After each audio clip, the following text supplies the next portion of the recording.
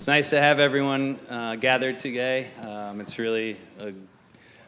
been a long time coming, so I really appreciate everyone coming and supporting athletics and welcoming and congratulating all our award winners tonight. So welcome to the 2011-2012 Athletic Awards. 2021-2022 Athletic Awards. You know, we go back in time. All right, we were able to finally have a full year of athletics with a few minor adjustments. But given this is the first time in 3 years we completed all seasons against other opponents, I say I'm extremely proud and happy of Dublin School Athletics.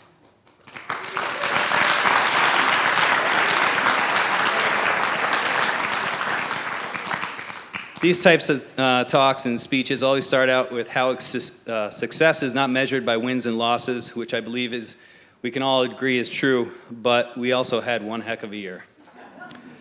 We came away with an undefeated team, 4 RVAL championship teams, 2 SENE championship teams, 1 Lakes Region championship team, and 3 NEPSAC New England championship teams.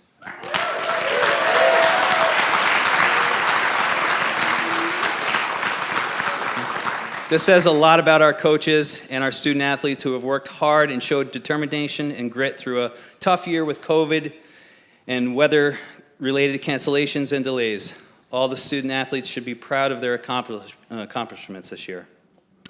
In order to have a successful program, you need to have people behind the scenes providing an environment to succeed.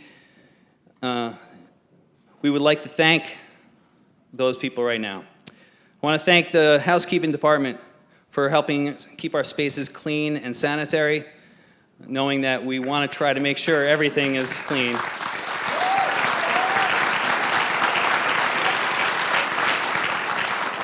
We would like to thank our maintenance department that helped our spaces working, our fields mowed and lined, our ski slopes full of snow and groomed, and our miles and miles of trail cleaned up for races in the fall and the winter full of snow and groomed to perfection.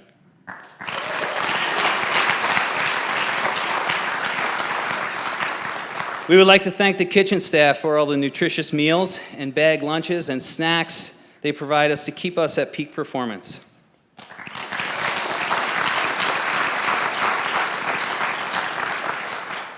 We would like to thank the health center for all their care and tend to our illnesses and work to keep our community healthy enough to have sports this year and make it a full year.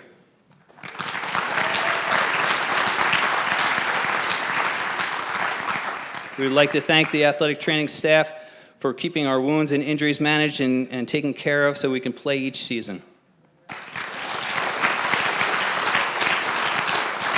We would like to thank our safety team for continuous hours of meetings, and they were hours and hours of meetings, and planning to keep our community safe and healthy.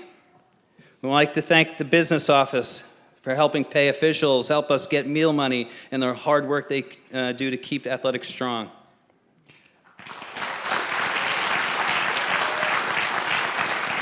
And I want to personally thank our student support students that helped during each season, that ran the clocks, put out water to the fields, and helped keep things going. They were extreme help this year.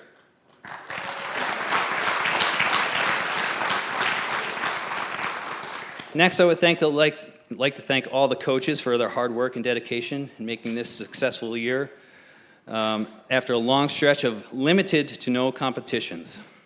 The hours and the efforts they put in planning practices, traveling with teams, supporting and checking on all of their athletes to succeed not only in their sport, but in the classroom as well. Now,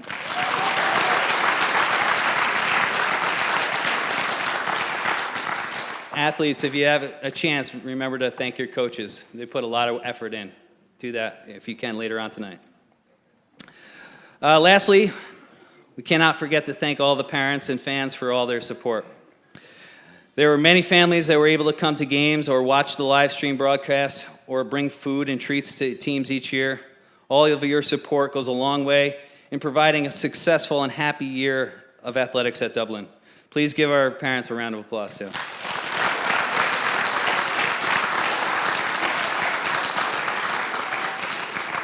Now we'll move on to the fall athletics. Our fall athletics came out strong. We had an undefeated boys soccer team with an RVAL championship.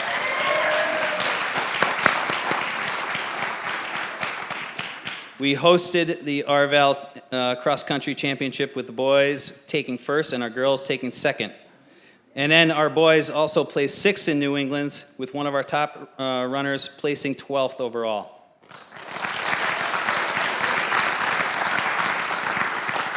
Our girls soccer dominated RVAL League and won the championship. They did extremely well in the first year of the SE&E conference, coming in second place.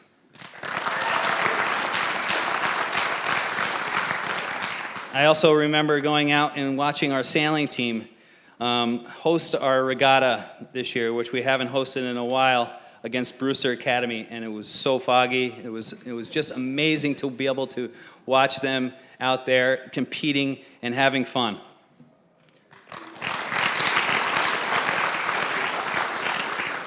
And then finally, our mountain biking team. I remember we were supposed to host, but it was so rainy that week, we ended up having to cancel. But then we ended up having the championship that same weekend, I believe, and it was still raining and pouring, and it was muddy, but they went out and had fun and enjoyed their time at Vermont Academy. So I want to congratulate them for a great year, too. So next, we're going to hear from our coaches, and they're going to present our awards to the student athletes. So first up is going to have Coach Bijamil for cross country.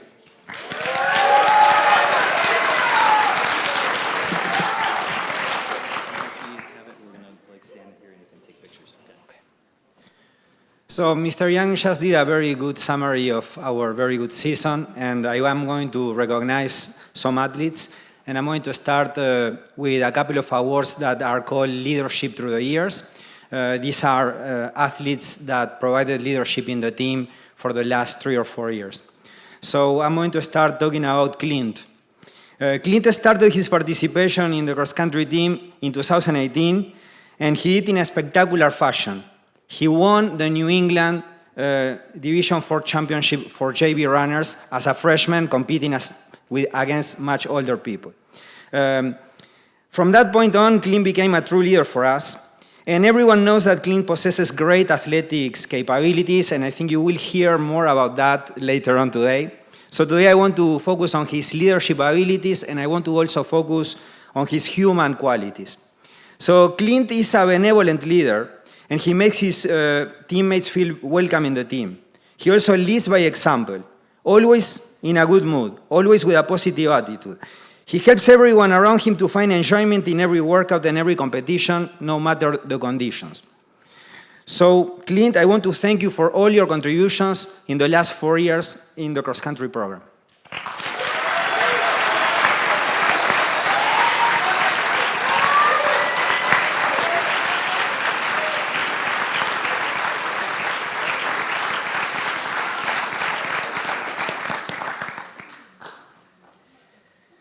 Well, now I am going to talk about Lee. Lee is part of a very select group of athletes in Dublin School. She's a 2-time New England Division 4 varsity champion. Lee, this fall, was the only remaining athlete from that amazing team that won New England's in 2018 and 2019. And Lee, as a leader, had very big boots to fill after great leaders and runners as Lily Bates, Aggie Macy, and Lila White. Lee filled those boots in great fashion, serving as a mentor and as an example for the new generation of runners that I am going to recognize very soon. Thank you, Lee, for your contributions and leadership to the cross-country program.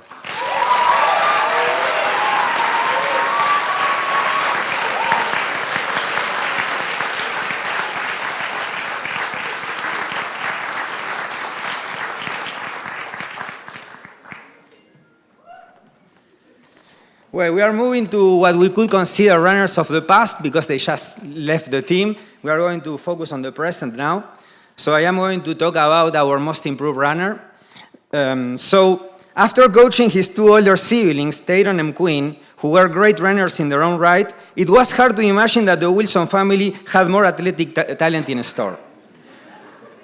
Oliver has surprised me because of his outstanding athletic qualities. In my 11 years coaching cross country in Dublin, Oliver is the first runner to run the 5 kilometers in under 18 minutes. And he did it during his sophomore year. Oliver took 12th place in the New England Division 4 Championship in Maine and was competing against around 200 runners. So congratulations, Oliver, and we want to have you back next year.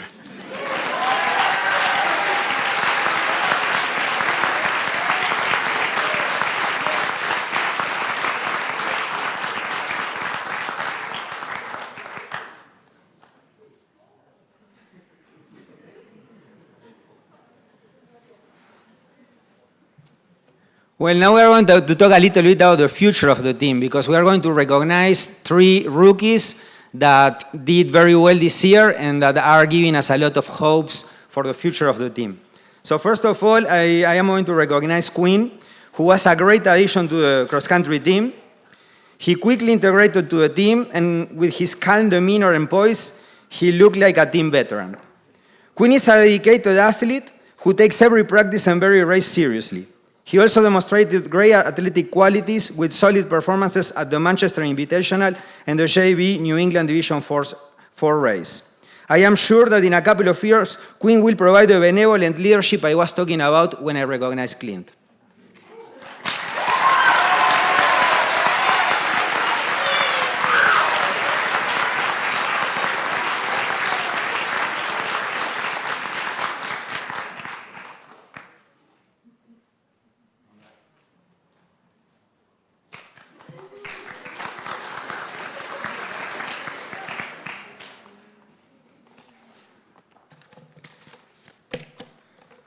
When I was going to write speeches for these athletes, I was trying to write 2 separate speeches, but then I realized that didn't make sense, because I'm going to talk about 2 athletes that were inseparable in the team.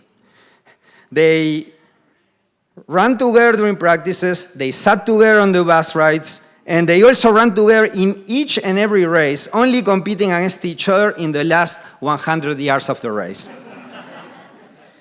Gene and Esther were a pleasure to coach. Always in attendance, rain or shine. Always with a positive attitude and always ready to face adversity with a smile in their faces.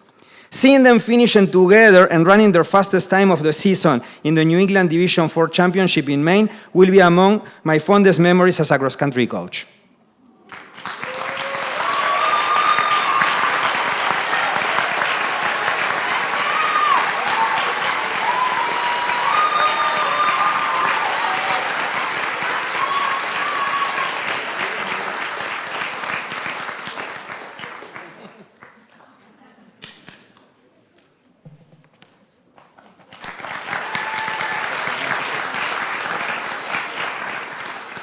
Next is Mr. Jackson with mountain biking.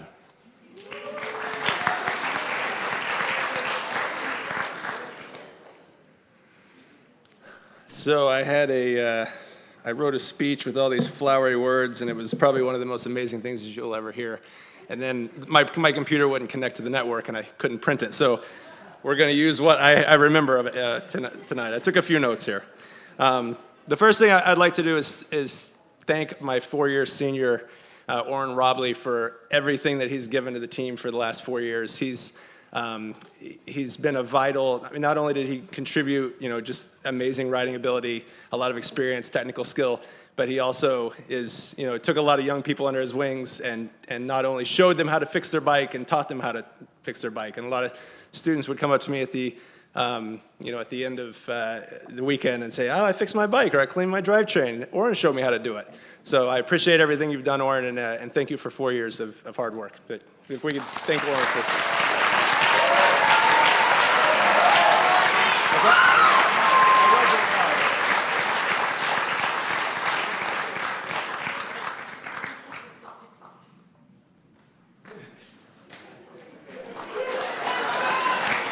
Okay. So the MVR for the boys, the MVR is most valuable rider, most valuable racer. Player just didn't seem right for mountain biking. So our most valuable rider for boys is Kemp Wagenbach.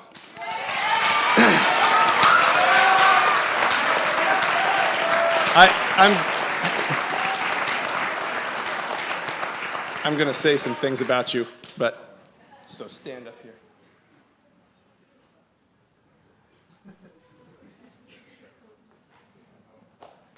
Stay here. I want to say a few things about Kemp first. He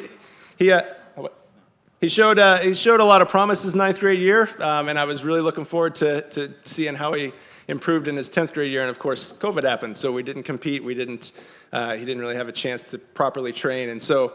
My plan was to put him in the sort of B class level, which is a step down from the top-notch racers of New England, and just kind of let him do a few races there, get back into it, and get comfortable with it. But he came to me about 3 days before the first race and said, in a very polite Kemp way, "Could I ride A? I think I'm ready."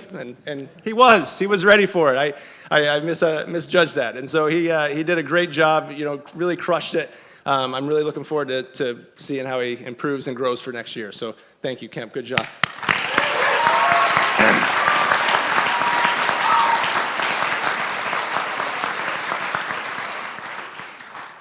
So our most valuable rider for girls almost played soccer, but we went on a camping trip at Kingdom Trails in Vermont.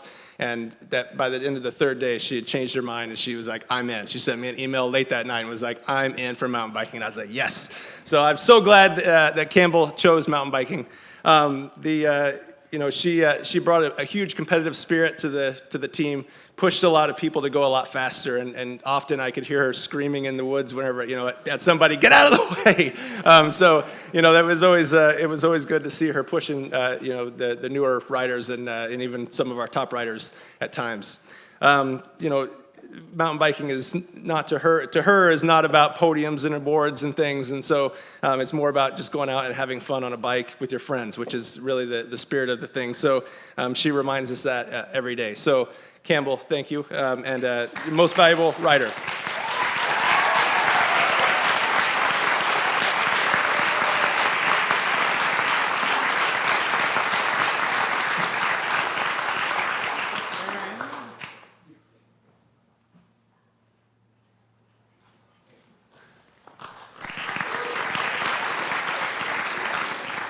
And so when we discuss the Coaches Award, Coach Finney and I will get together and have a conversation about different athletes that we think might fit the bill. A lot of times there's some good debate and a lot of reasons why a lot of people should win it. But this year the conversation was pretty quick. We both pretty much said right out of the gate this person. When it comes to having a new team, a lot of young riders like we had this year, there's a lot to be said about building and keeping culture. And this I'll just say his name. It's Dan McGee. But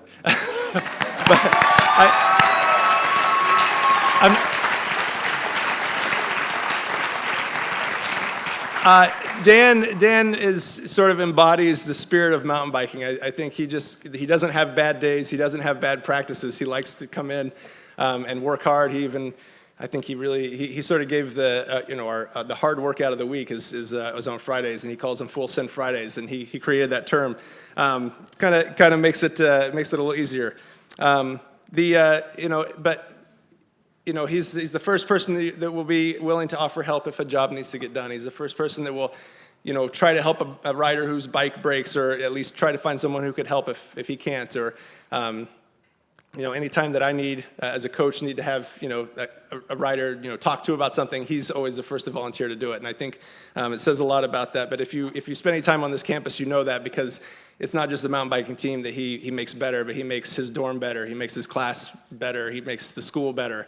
And so I think it definitely it was an easy decision this year for Coaches Award for mountain biking to go to Dan McGee.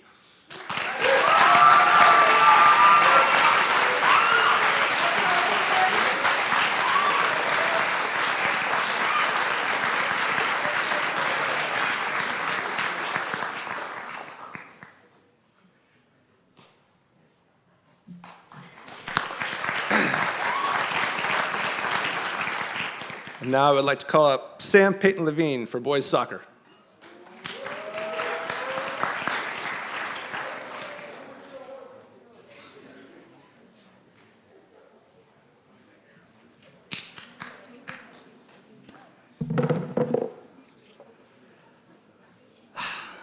Undefeated.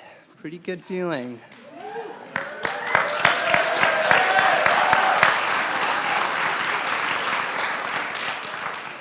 Yeah, after having not played competitively for a year or so, Coach Dunn and I were a little bit worried about this squad, and maybe other coaches out there were feeling the same about theirs, but fortunately we didn't have to be worried. They showed us otherwise. After our first couple wins, we got the team together and talked about goals, and they were pretty adamant that we should go undefeated by that point. This was about 4 games in, and we didn't win every game perfectly. Oh, I guess perfect is as long as you win. Anyways, we ended with the strongest record for a Dublin boys soccer team ever. And in fact, there's only one other team to go undefeated, and you'll notice your 2 coaches here on this plaque from the fall of 2004, also on that squad. So we can only be so fortunate.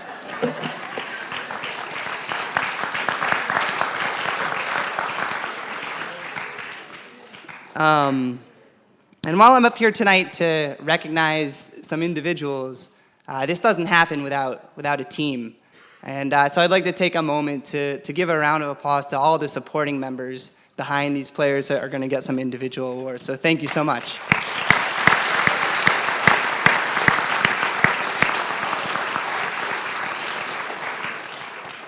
The first award I'd like to give is for the most improved player.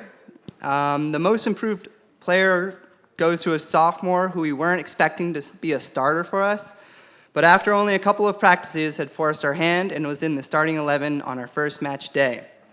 He didn't look back from there, and he stayed late after most practices to improve his weaknesses to maintain his position in a competitive squad. Not only that, but his work rate was so high he probably covered more ground than anyone else on the team every game of the season. The most improved player goes to Isaac Fickrud.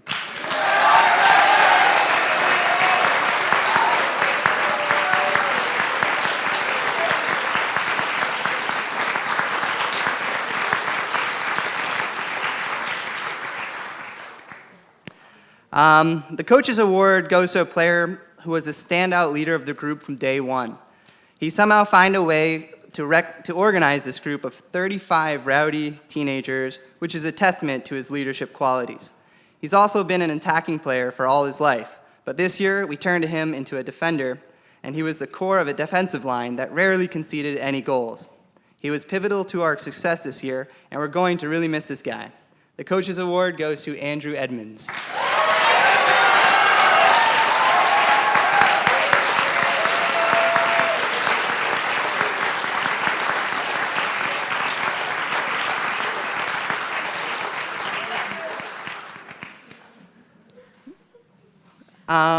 Usually we never give out 2 MVP awards, but with this squad, it's impossible to separate the impact both these players had for us this season.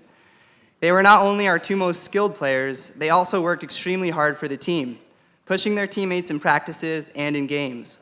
One is a 4-year senior who has contributed countless goals for the boys program over his tenure, always showing up with a big grin on his face, ready to nutmeg a teammate or 2. The other was one of 3 transfers from Chile who helped transform our team into a serious contender. This player showed everyone what it means to combine elite skill with top-level mentality, competing like an animal every time he laced up his boots, scoring goals, making tackles, and encouraging his teammates. Our 2 MVPs this year are 4-year senior Henry Underwood and Martine Ars.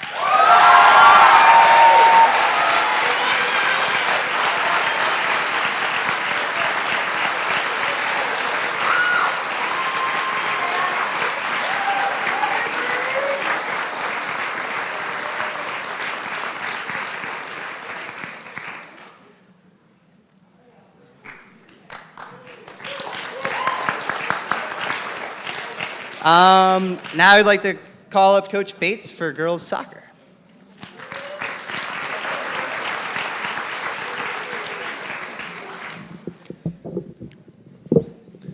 So I rarely get to the podium, so while I'm here, I just wanted, I'm going to put on my head of school hat for a second, and I just want to thank Mr. Young for being our interim athletic director this year. He did a remarkable job, and it's no easy task. And I asked him to step in and do this, and he did it with grace and humility, and really appreciate all you did, Mr. Young. Thank you.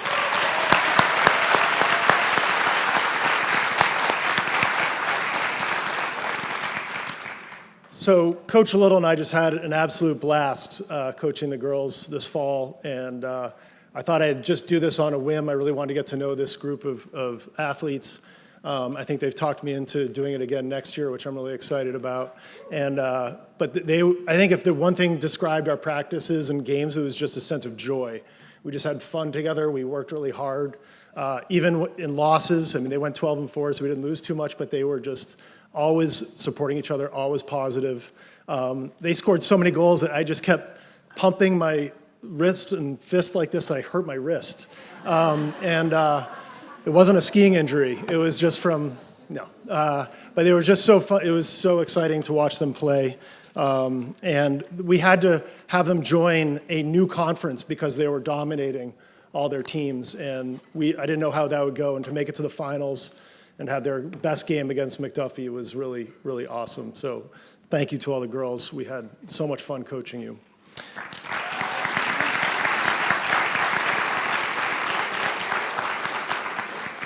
Unfortunately, we have a lot of those girls returning, and leading that charge is our most improved player, and Maddie is one of the more coachable and hardworking players you will find.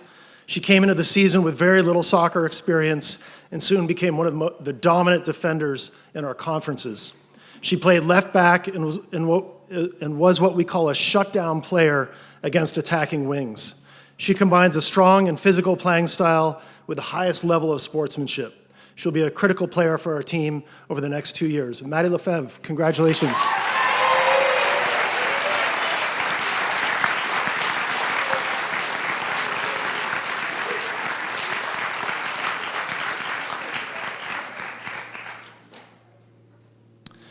I have 2 coaches awards. When Tess Chamberlain arrived at Dublin, she brought her strong experience in competitive athletics to our community. She was a verbal leader for us and made sure we brought intensity to every practice and game. My favorite memory of Tess came from the Winchendon game when we were playing a stronger, more physical team. As a captain, Tess set an example for her teammates of fearlessness and did not back down, helping to lead the team to an emotional victory. Thank you, Tess, for your leadership this year.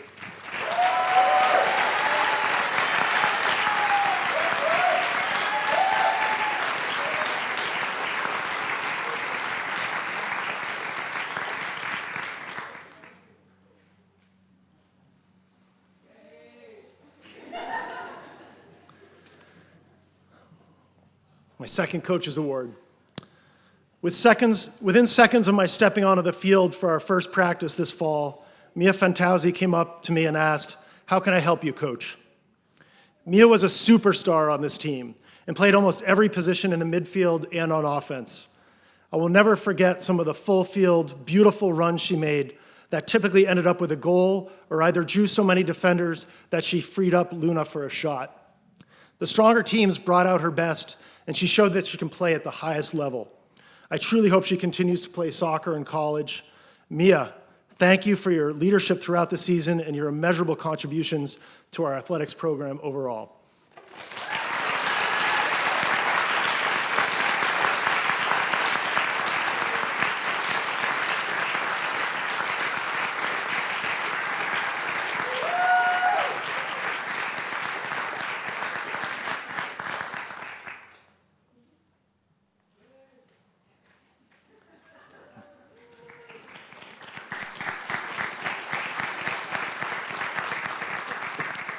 Our most valuable player. Luna Hicks scored 30-something goals this season, but I'm convinced she could have scored 70. There was one game where she scored a hat trick in the first 10 minutes. I'll never forget the look on her face whenever I took her out of a game because she was scoring too much. Let's just say she was not very happy. She made scoring goals look effortless, but behind every goal was hours of work and seasons of practice. My favorite goal of her many was when she scored a smart goal after a stoppage against Vermont Academy. While we eventually lost the game, Luna gave us a one-goal lead at the half against a team that made it to the finals of the New England Championship. Luna, it has been an absolute pleasure coaching you and following your career over the last 4 years. Your impact on Dublin athletics will last for years to come. Congratulations, Luna.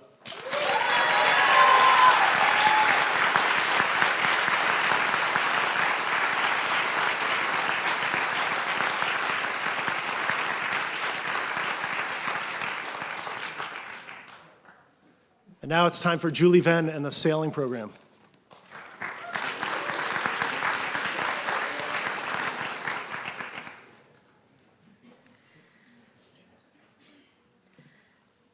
Hi there.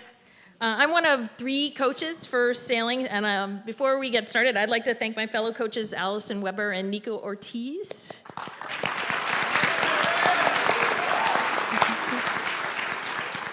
Thank you for your generosity of spirit, your gentle coaxing, your willingness to maintain and repair our valuable equipment, boats, buoys, dry suits, sails, and your attention to the mundane but necessary attendance. More than half of our sailors were new to the sailing team.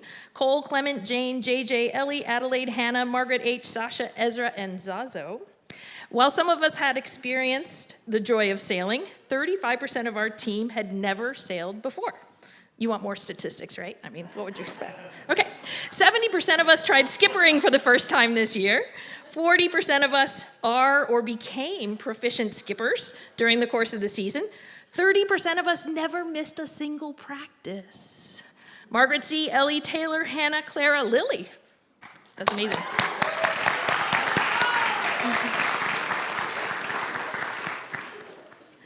We had 2 seniors on the team this year, and I'd like them to stand and be recognized. Nick and Liv. There they are.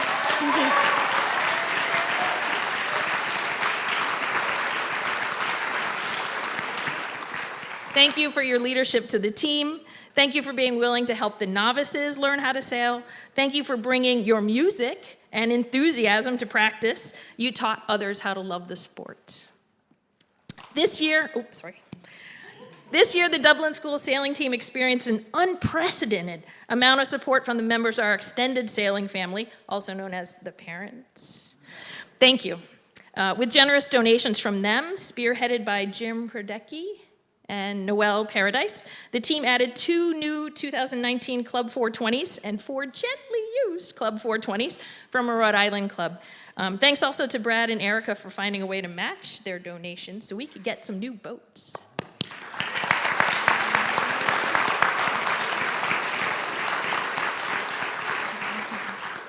I'd now like to recognize 3 sailors from the 2021 team for their contributions to Dublin sailing. In one season, this sailor went from novice to proficient skipper. That's pretty impressive. During races, there was no doubt this skipper wanted to win. They strategized. They looked for the narrow advantage. They wanted to shoot the gap around the buoy. I cautioned them before the race. You might come in dead last, but it'll be a good experience, and it'll give you a taste for higher level competition.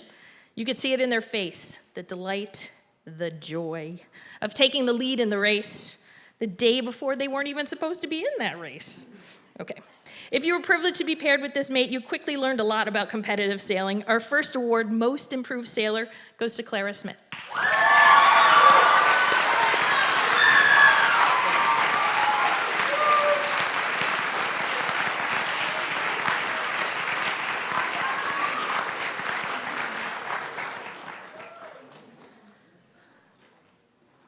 This second sailor specifically asked to take on more leadership responsibilities at the beginning of the season. They ensured that we all learned how to properly rig our boats. They were willing to step up and teach us about wind and points of sail. They ensured the safe arrival of every boat back to the dock, and they were typically the last sailor off the dock at the end of every practice. They are a proficient, experienced sailor and one of the most requested sailing partners on the team. Our second award is entitled Dockmaster and is awarded to Joe Herdecki.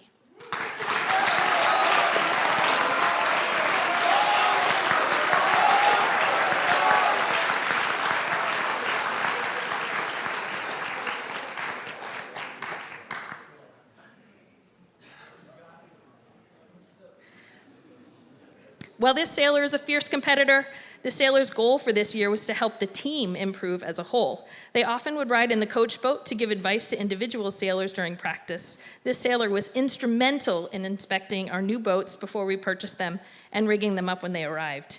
If you know how to use kinetics to move your boat in low winds, and we did need that, and when to yell protest during a race, chances are you learned it from Ben Paradise, the Coach's Award winner.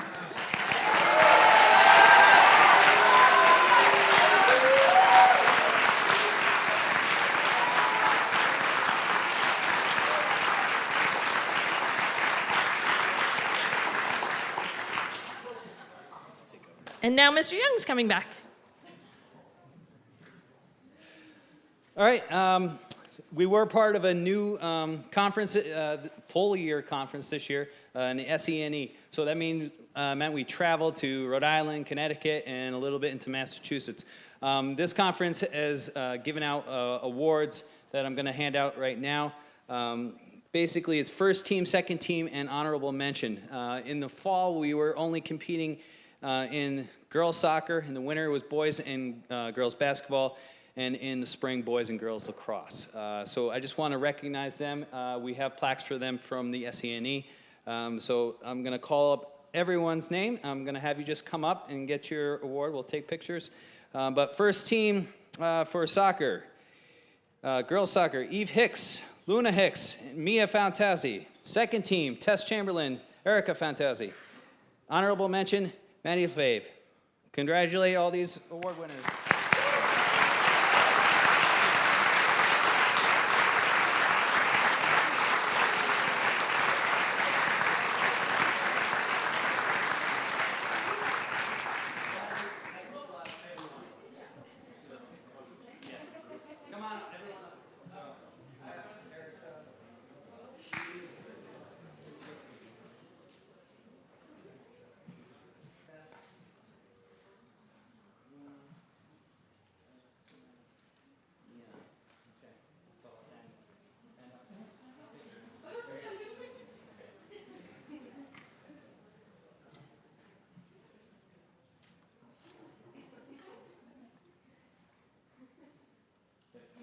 Thank you.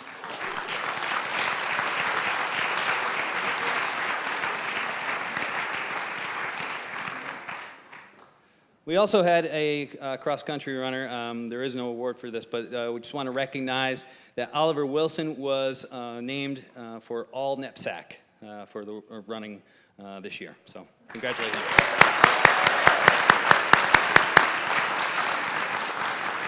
All right, let's move on to winter. All right, winter proved to be an amazing time for Dublin athletics. 3 New England championships, a Lakes Region championship, and a second place national qualifiers, a New England Player of the Year, and a Coach of the Year. So let's have the coaches come up. We're going to start off with Coach Kelly and basketball.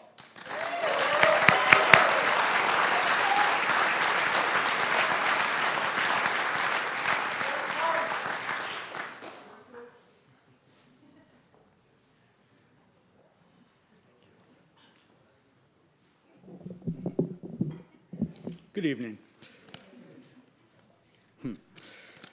So, we had a great year this year, boys and girls teams. I'm going to talk about our boys program first and then the girls. But before we start, the 2 critical people that help most with my sanity have to be recognized, and that is Coach Davis, who helps me with the girls team, and Coach Jackson, who kept me sane with the boys team. So please.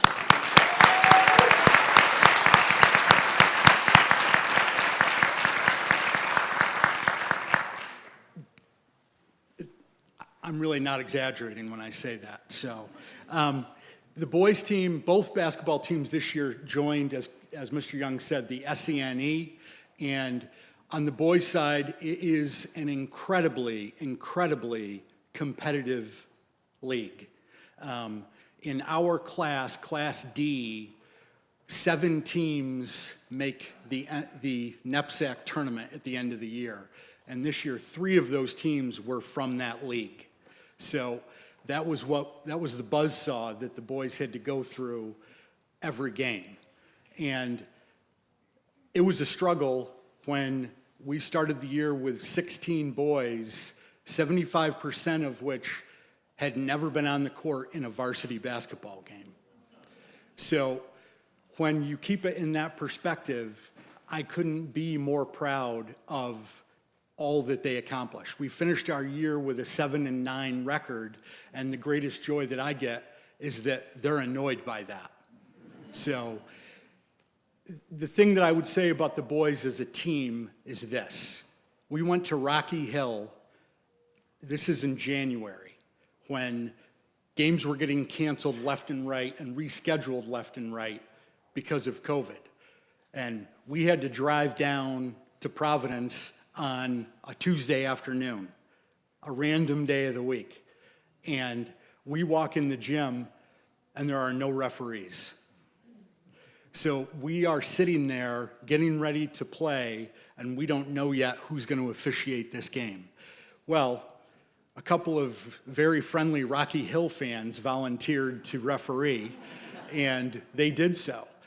And Rocky Hill ended up losing in the NEPSAC championship game. And their front line, their two forwards and center made me feel small.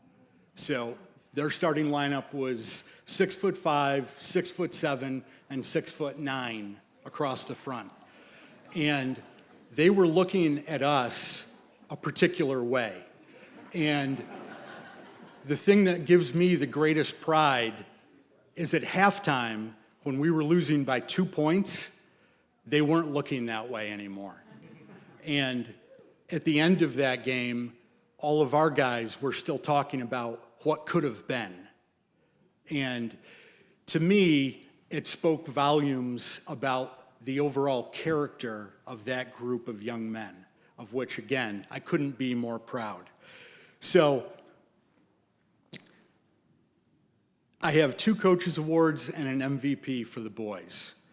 For the Coaches Award, the first, this young man came to Dublin, and in Coach Jackson, in my mind, 2 years ago as a freshman, we had visions of him someday being just, a real good shooting guard. And somehow that turned into him playing center this year in the most undersized way possible, because we needed it, and we needed somebody that was willing. And the right combination of that willingness to try, the desire to accomplish everything that we wanted, and just enough nastiness to make it interesting. Doug McDonough.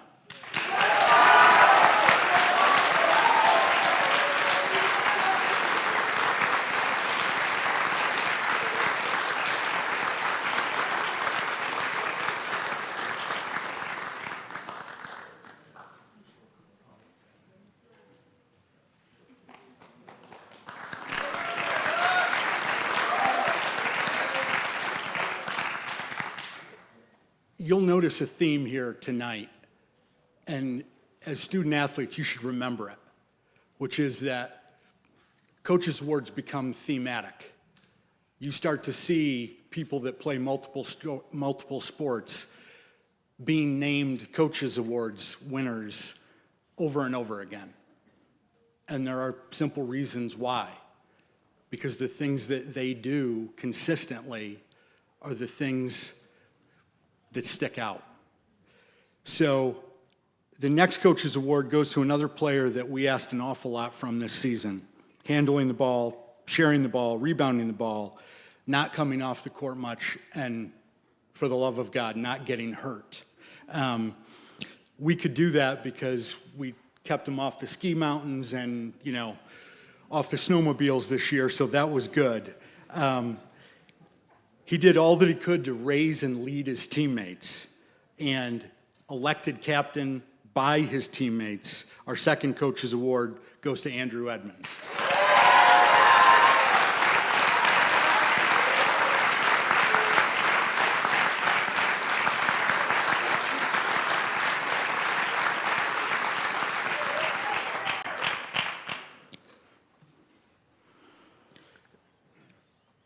So for most valuable player for the boys, I don't know, I just wrote down a name. So probably because I should have this speech rehearsed, because I've given it multiple times already. And I hope at some point in the not too distant future I get to go and talk about him more, hopefully when he's playing in college. Salah Malim is many things on this campus. And frankly, and I'm the basketball coach and I'm saying this, of the many things that he is, a great basketball player ranks at the lower level of all of those things. And Salah came to me a year ago, right in the early spring, and said that he was willing to commit to doing what had to be done to try and play basketball in college. And I pushed back pretty hard because until you start to do it, you have no idea of how hard it is. And Salah pushed back, and we went to work, and he did. And every day, this is the stuff that the stories will get told bigger and larger as the years go on, Salah. So don't worry, I'll tell a better story years from now. Every day after going to lacrosse practice, and for an entire month of Ramadan, when he wasn't eating during daylight hours, he was then coming straight to the gym and shooting until he had taken 500 jump shots. And we did that a minimum of 4 days a week the entire spring. Then we went to camps in the summertime, and Salah had a great summer and is going to go to Brandeis University in the fall and hopefully show the skills that he has developed there, and we'll look forward to following him. Statistically, he had probably the best season in the history of Dublin basketball. He averaged 28 points a game, 12 rebounds a game, and 4 steals a game. And didn't come off the court until he had asked 3 times. Because the first 2 times I acted like I didn't hear him. So, our MVP, Salah Malim.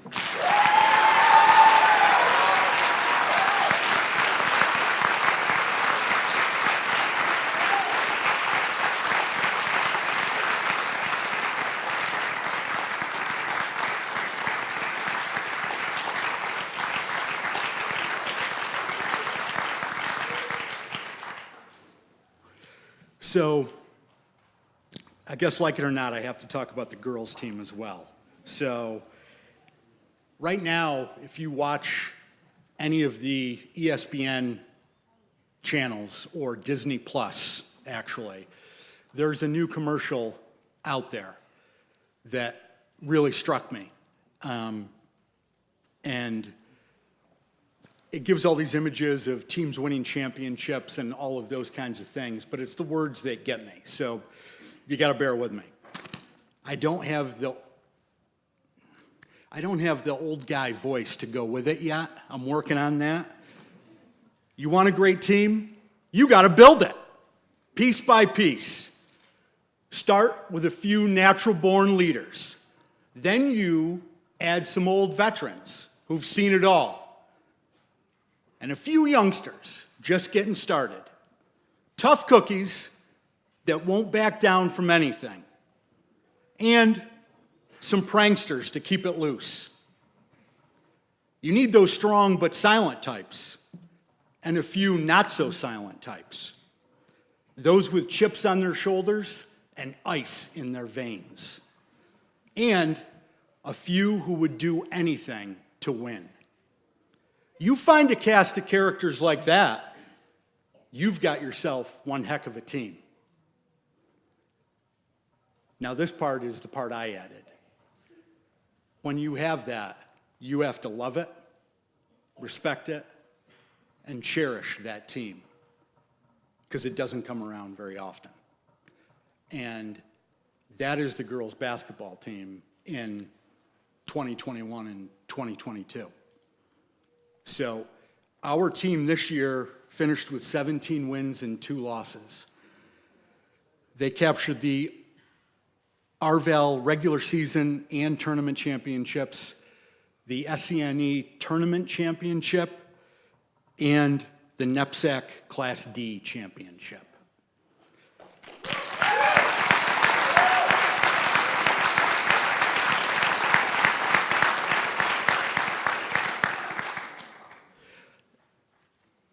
We lost one of the 2 games was to McDuffie in the second game of the season at McDuffie. And there were an awful lot of perturbed young women on that bus on the ride home.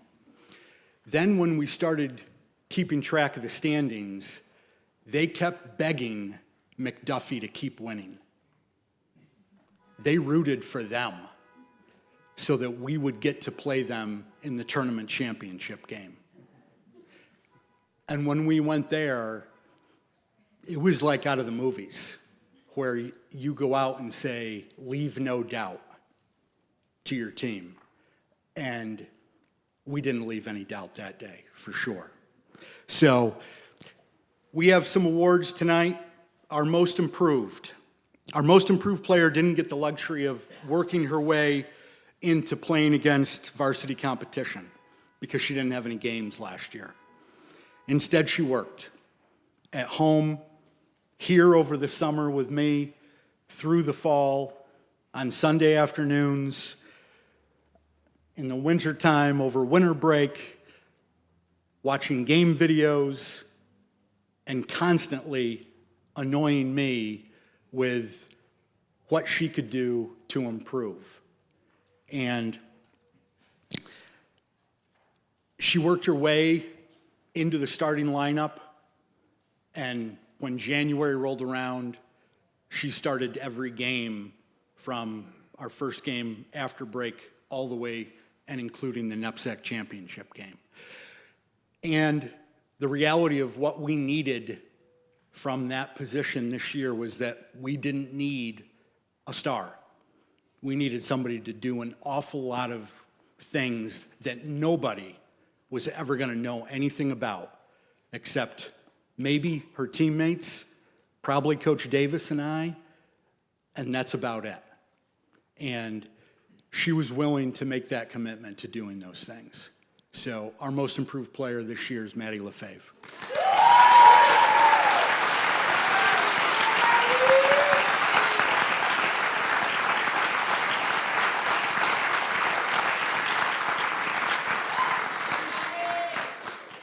All right, I apologize. I will move quickly, and you've all seen grown men cry before, so, don't freak out, all right?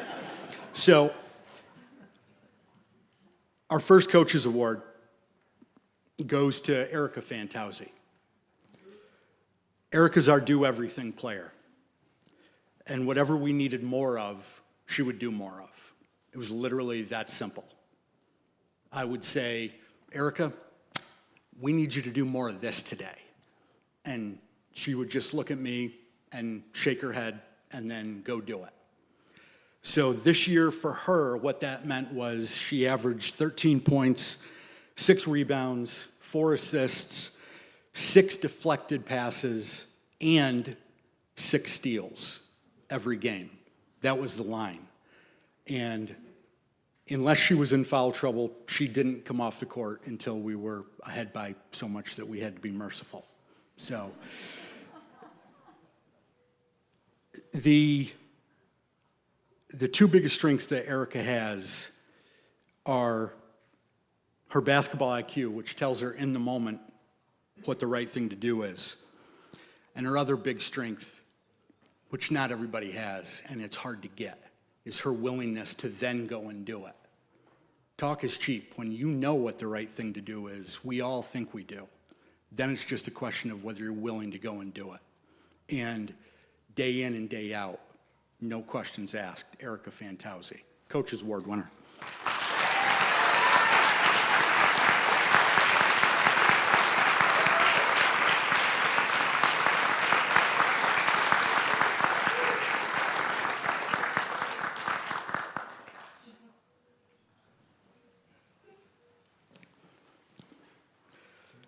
Okay. I mean, Erica's a junior, so she's coming back, so that's fine, okay? Now you can queue up, the other stuff. Our next coach's award award winner came to us as a transfer day student. She came into the gym to shoot with me before her junior year. I was rebounding for her, and she moved out away from the basket to like 16 feet away from the basket and said, well, I wrote it down immediately. My coach in Keene said I should never shoot three-pointers. Obviously, I said, well, back up. Your life is about to get a lot better, okay? So she then had to wait through a pandemic to actually wear a Dublin uniform in any sport. And as a captain and as a player, she provided whatever was needed. And it was really fitting that in the fourth quarter of our championship game, with about 5 minutes to go, we were winning by 7 points. And it's a nice lead, but it's tenuous. And we're playing a really good team. So we're winning by 7. Mia has the ball. Mia dribbles down. Tess is standing in the corner, and she flips it to her. And the ball is in the air. Tess shoots it, and the ball is in the air. And right before it swishes, because you know it's going to swish, I am looking at the ball going, I wonder what that coach in Keene would think right now. So the point is simple. You make decisions. Don't let anybody else make them for you about what you want to be or what you're going to do. So our Coach's Award winner, Tess Chamberlain.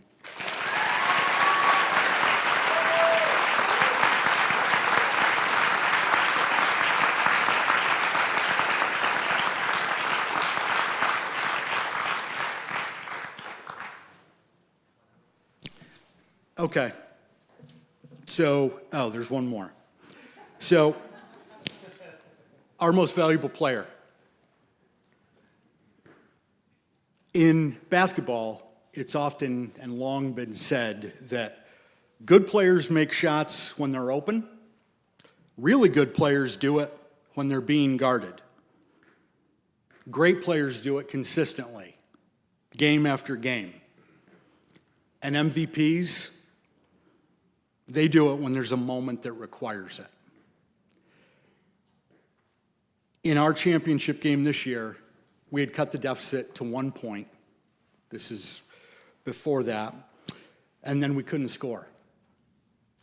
And it's one of those moments when you've watched enough sports where you go, oh man, we are so close to taking over. If we don't get over the hump right now, we might not get there. And it was possession after possession. Coach Davis is telling me to stay calm. She's giving me all kinds of Dubwell health benefits and talking about mindfulness and all kinds of good things. So thank you, Coach Davis. And then just as that happened, Mia came down the court, drew contact. I still think she got fouled. She missed the layup. But Tess gets the rebound. Tess passes it to Erica. Erica dribbles the ball in, draws the defense, and passes it over the top to the other side of the court to Mia. And that's the moment. That's the moment that, as a high school player, that you wait for. And obviously, she took one side step, jumped backwards 3 feet, and then I think because she was too close, she wanted to shoot a 24-footer instead of a 21-footer. So she made it from way back there and gave us the first lead of the game. So there was no hesitation, and she was willing to carry the outcome. And that's what MVPs do. They're willing to miss because they're willing to carry the burden that goes with that. And since I have known her, Mia has always been prepared to do exactly that. So, let's see. MVP of the Knapsack Championship game, check. 1,000 points, check. NEPSAC Player of the Year, check. But I will tell you, with our MVP, my measure of Mia has always been the size of her heart and the number of bruises that she had. So our MVP, Mia Fantauzi.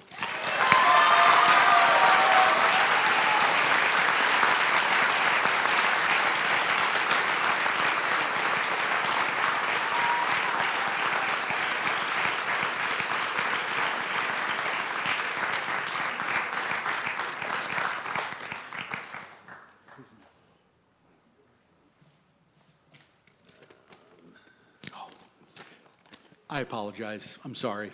Next up is Mr. Kendall in Nordic skiing.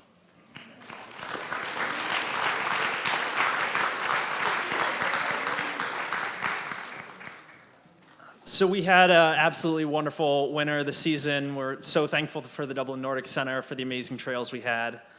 Right off the bat, I want to take a moment to thank the many adults who work with our skiers. We have Allison Weber up here with me, but we also have Brad Bates, Holly Macy, and Kathy Maddock, who have done a lot to develop these skiers, in some cases before they were even here at Dublin School as high school students. So if we can give them all a round of applause.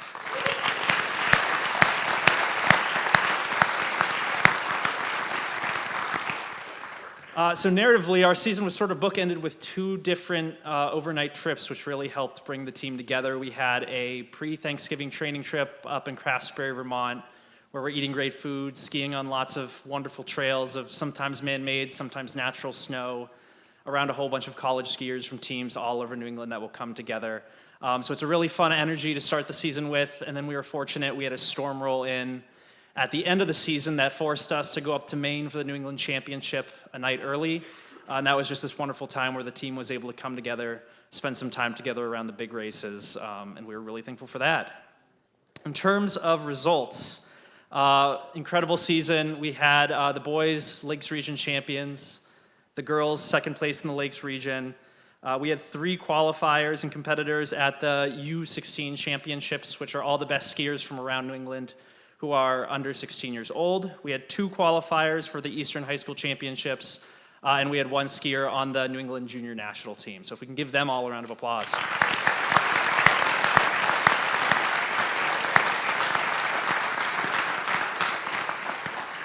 And for our first award, Coach Weber is going to give out a couple. I'm going to give the awards to the women on the team. We have Luna, who I will truly miss next year. She is one of those athletes that a coach can not even have to think about and just say, could you help me? And she's there. She's already read my mind, knows she needs to help a skier, knows where to find something, is there. So Luna, thank you very much for that. And she's a great skier, a fun skier, and she is going to be missed and have a great time at Kenyon next year.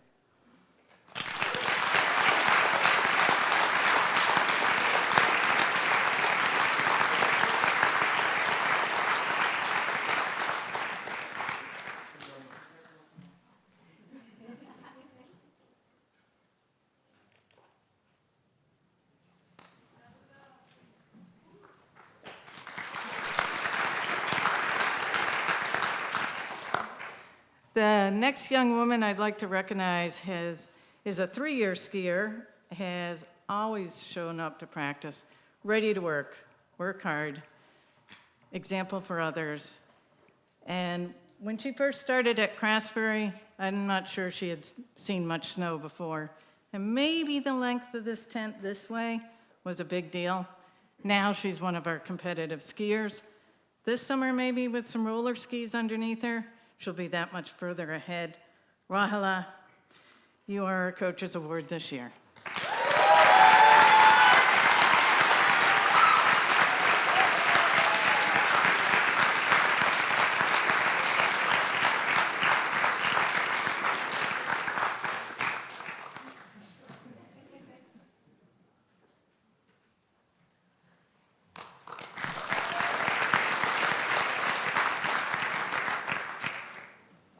So next is our Boys Coaches Award. The Coaches Award is going to go to an individual who has brought spirit, perseverance, and dedication to their skiing and to the team.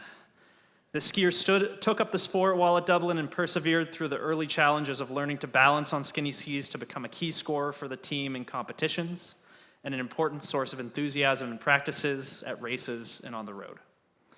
The skier continually sought to challenge himself past what was expected by undertaking demanding efforts on challenging courses featuring steep climbs, long distances, and stiff competition in New England's Eastern Cup circuit. The skier embodied many of the characteristics of a passionate teammate and could frequently be found making practices exciting, supporting their teammates in successes, and responding to their own challenges with positivity. I'm grateful for all that he gave to the team, and for these reasons, I'm proud to award the Coaches Award to Ben Froling.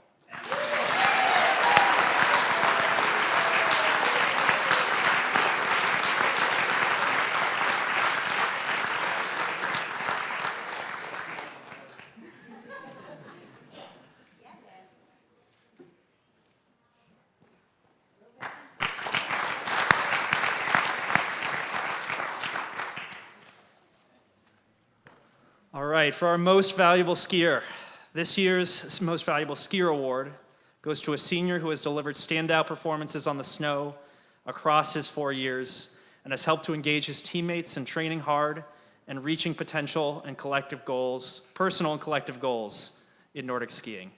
His list of accomplishments are numerous and include a Lakes Region Championship, a podium finish at an Eastern Cup against many top U.S. junior skiers, twice qualifying for the U.S. Junior National Championships and being a member of the national championship winning team this year at the races in Minneapolis. What underlies these accomplishments is a commitment to both training hard and training joyfully. Indeed, much of what makes this skier so valuable is the example that they have set and the legacy they will leave. Their presence has helped others to learn that success comes from showing up for and being engaged in the daily demands of training, as well as from embracing regular spontaneity, from building jumps, from being goofy, from supporting others, and from finding balance in one's passions so that the bad days and the good days alike are put in perspective, are able to fuel their passion, and help them to build resilience. For all that he has accomplished and given, I'm proud to award the Most Valuable Skier Award to Clint Macy.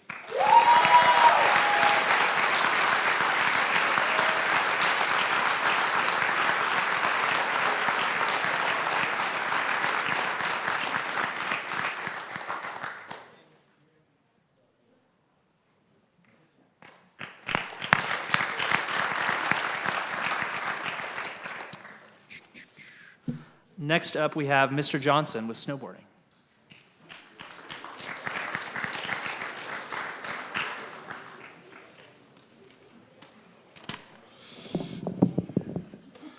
This was a season of coached by committee, so I just want to thank Mr. Enholt, Mr. Young, and then we had Mr. Graves come out of retirement for the last couple weeks to help with the snowboarding team this year.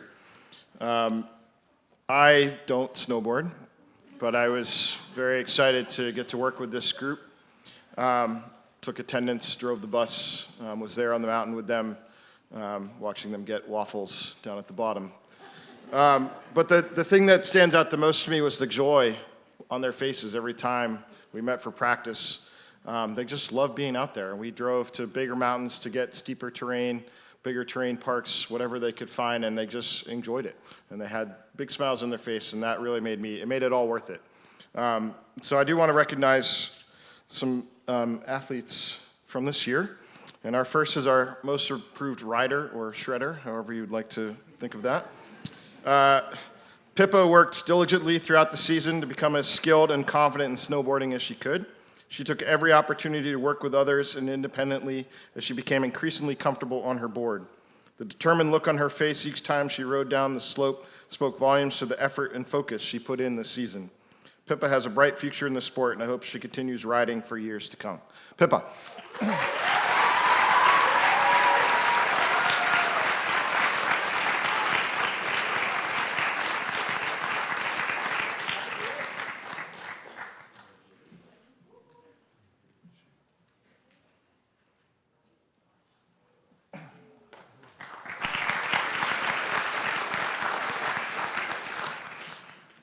I have 2 coaches awards because we had 2 athletes that were coaches.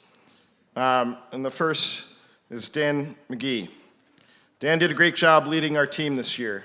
We all counted on his wisdom and experience, and he never hesitated to work with both the newer riders and those preparing for competition. Dan is a competent rider himself and has the potential to be one of the top snowboarders in the league. Continued focus and effort in mastering his skills, and Dan will be poised to hit the podium next winter. I am grateful to have had Dan as a leader this year and expect his teammates will turn again to his knowledge and love of snowboarding in the future. First Coach's Award goes to Daniel McGee.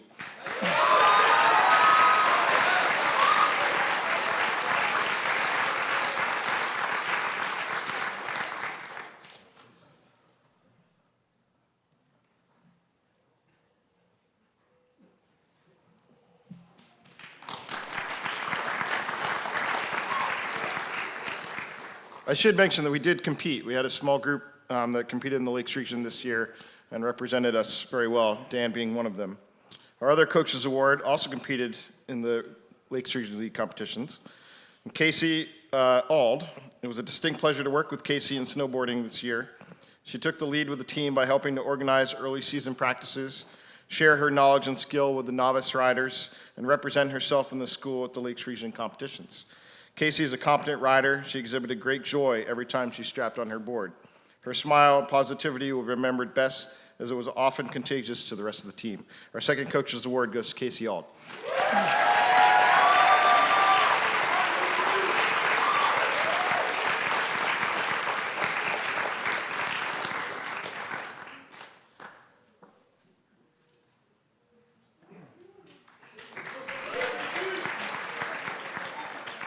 Our last award is the most valuable shredder. At partway, as we were getting ready for competitions, this athlete said, I don't know if I want to do it. And I said, well, you are really good, and you should probably think about it. And Mr. Young talked to him a little bit, and we got him out there. And I'm really grateful that Kemp decided to compete in the Lakes region. Hesitant at first, we encouraged him to go. He went to the first slopestyle event. His strong finish propelled him to feel confident at future competitions, represent himself in the school as one of the top riders in northern New England. Kemp also found ways to have fun, whether it was on the features on campus or exploring glades at some of the bigger mountains. He came off the slopes each day with a smile. Kemp is in position to be the team leader next year. We will look to his experience and positive attitude to encourage both the novice and competent riders. Our most valuable rider is Kemp Wagenbach.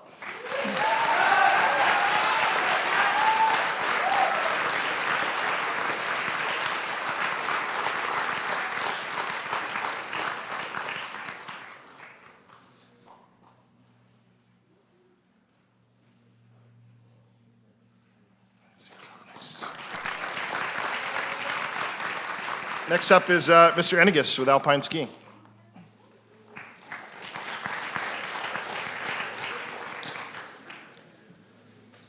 I'm still shooting baskets. Come on up, Dylan. So I'm Sandy, Director of Alpine Skiing. It's my pleasure to be here. To my right's Dylan Pierpont, and our other coaches are Wendy Allen. We have about 43 skiers when we started out, and we started out in November with physical fitness, getting people ready to create the Alpine ski team. The stance, positioning, we create angles and movement. We start that with physical fitness and move into skiing. Skiing is a brutal sport. Every event, slalom, giant slalom, and downhill and Super G, you need 2 pair of skis, 2 helmets, 2 shin guards, all the equipment that they have to carry around, and you have to tune it. It takes an engineer to find out how you can go about doing all that, never mind finding the mental capabilities and the physical capabilities, put them together. But Jody engineered the bevels on the skis, the base bevels, the side bevels, and wax is gold. The Alpine team came about in the fall. Moving into the ski season, we had rain, we couldn't get out, and so we trained in many different places, traveled many different places. We drove up to Okemo Mountain over Christmas, during the time when everybody else is off, these folks were in the van going up to Okemo Mountain every day, a strong majority of them. The Alpine team supports the USSA series, which is weekends and holidays, as well as the knapsack times. With that said, the athletes love it. Coaches love it. Dylan and Wendy get to support them, and I get to tag along. So it's a life sport. It's from day one. And you'll be doing it when you're 67 years old, like some people in this room. The biggest rewards is just getting out there in a place like Wright Ski Hill. We had many wins in the Lakes regions, competitions, in the knapsack series. They were champions, girls and boys. Never happened before. The boys have won and the girls have won, but boys and girls won the championships.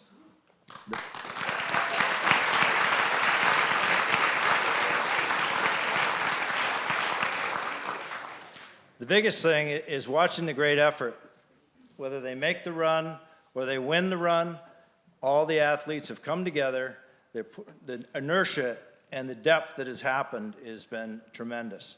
The kids basically watch someone make 6 skates, hook a tip, go down, yay. They go from top to bottom, win the run, yay. They're all coming up, they're coming together as people. And as far as that, we enjoy it. Watching videos and training at home after study hall, every day we video. They can go home and some sneak into study hall, watch the videos, or they're at home, parents watch, coaches watch, but we can analyze that. We had 120 days of skiing from November through into April.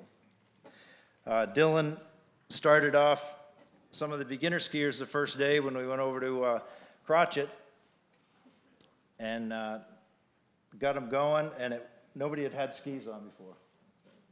4 or 5 people. We take care of the people that are start to the elite athletes that are winning in the knapsack series and the USSA races. With that said, when you're standing there, how do I put my boots on? To when are we going to get going? So you got 42 kids standing there, buses coming in, buses coming out. Mr. Young did a great job of getting the people over there, and everybody that organized that made it happen. So to get 42 kids with athletes, skis, boots, bindings, poles, helmets, and everything in line, that was this guy's help right here when he showed up. It's the beginners.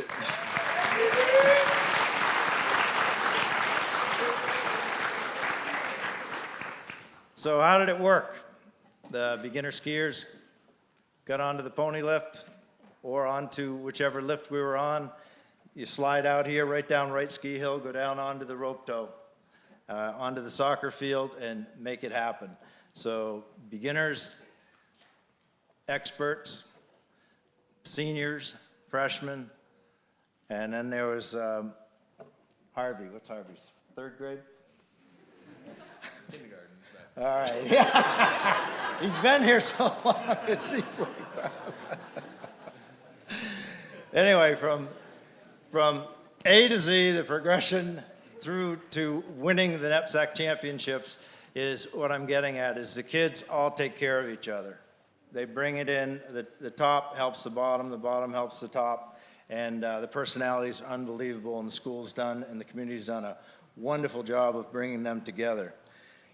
Deer in the headlights, what happens? You get to the start, we had to get over the deer in the headlights. You get there, you see all these people you've never skied against before at the start.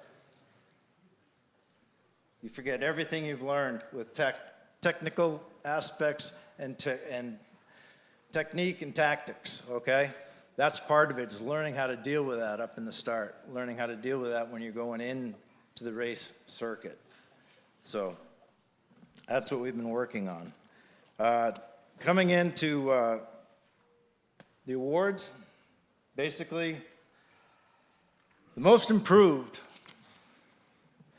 Shira DeMone and Max Franceschi came in came in without, Shira came in not knowing anything as far as skiing. Max came in knowing something, and then one day he said, can I please have some GS skis to train giant slalom? I'm skiing fast enough. Those are the two. So most improved, Shira and Max.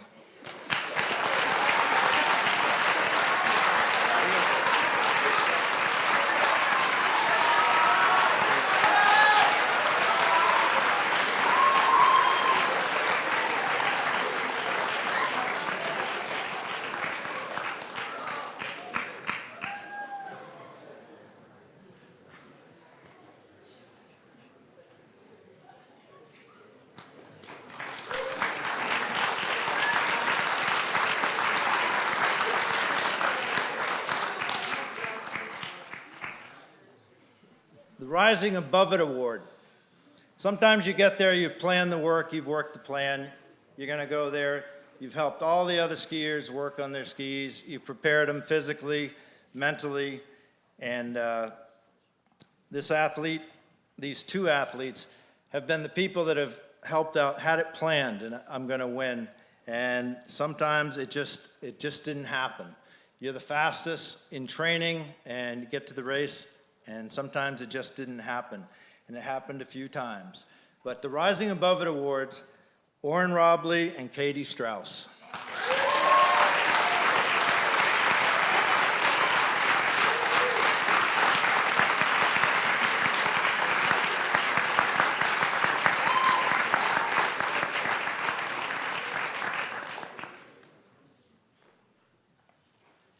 And for them, we have a little extra. What are you doing here?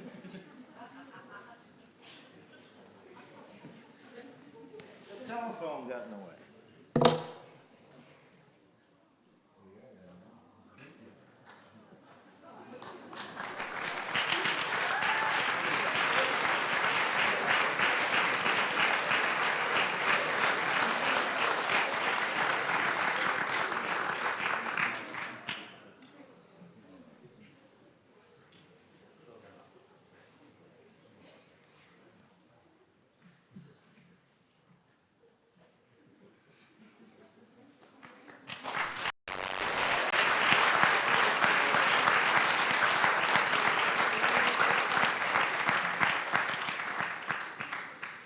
Knapsack Championships. You assemble a team. The athletes have brought the other athletes up, backing them all the way. Every day we're training 55 or 60 gates on the hill. The whole team goes up, helps us set. We've got a minimal amount of time to make it happen.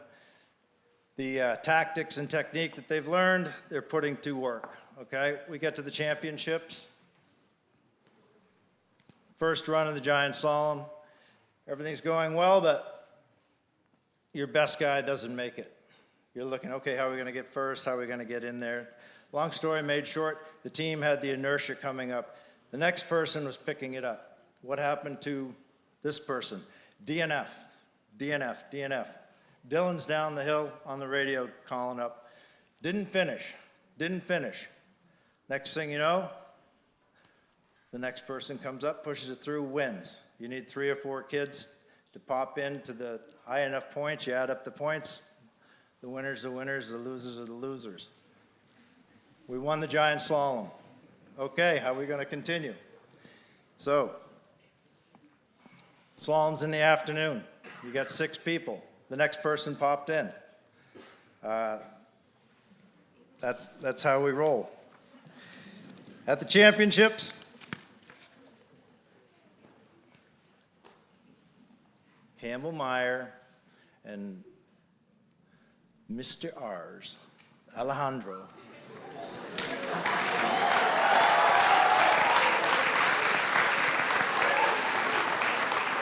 Yep. They won the slalom. Next people down, hook to tip. We're in trouble. So, long story made short, Campbell Soup Meyer and Alejandro R's are our most valuable players.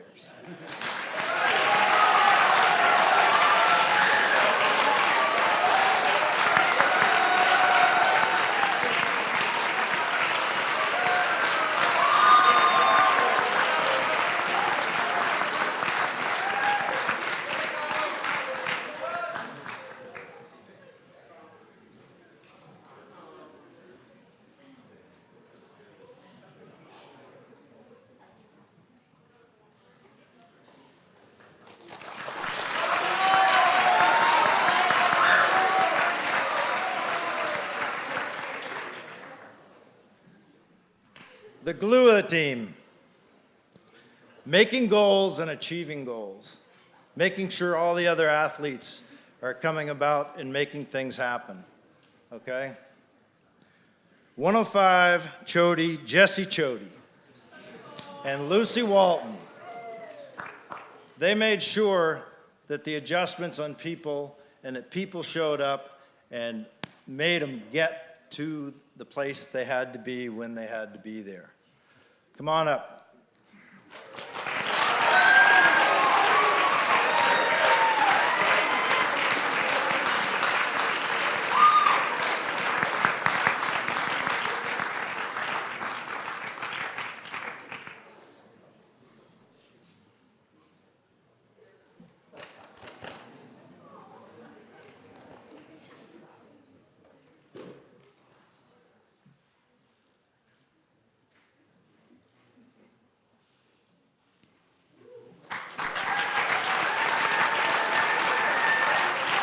Am I getting the hook?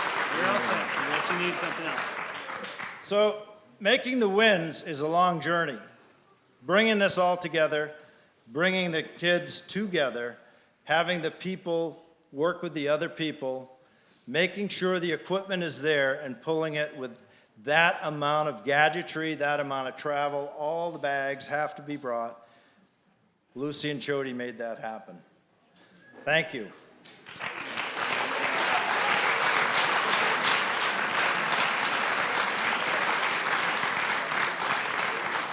Thank you, coaches. All right. Let's see where we are. Okay. I also just want to recognize the SENE winners for the boys and girls basketball. I'm going to have you all come up. We'll get your awards. All right. So for boys basketball, we have second team Salah, honorable mention Andrew. Girls basketball, first team Mia and Erica, second team Abby and Tess, and honorable mention Maddie. Come on up.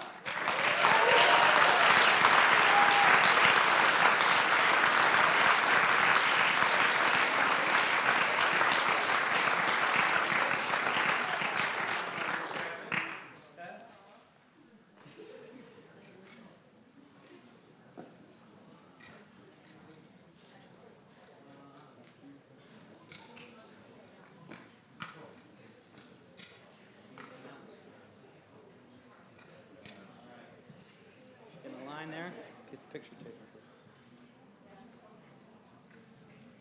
There you go.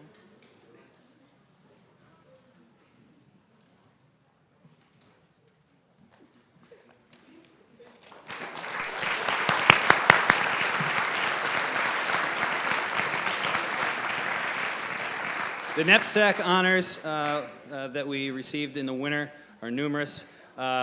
For alpine skiing, again, there's no award for this, but just want to recognize them. For alpine skiing, Jesse, Martine, Alejandro, Nicolas, Lucy, Ava, Antonia, Campbell. And then also for girls, Erica. For girls basketball, Erica. Come. Congratulations.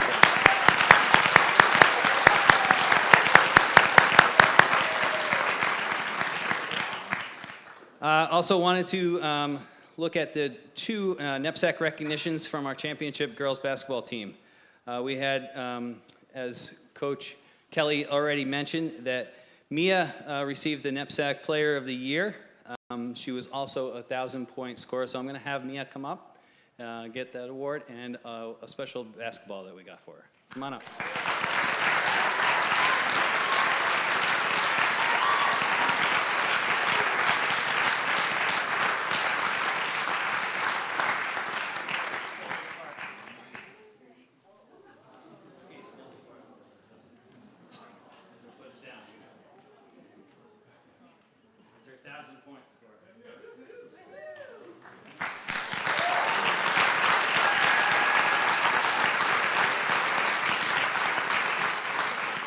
We also had and he's humble, so he didn't say anything. He's the coach of the year. Mike Kelly, come get your award.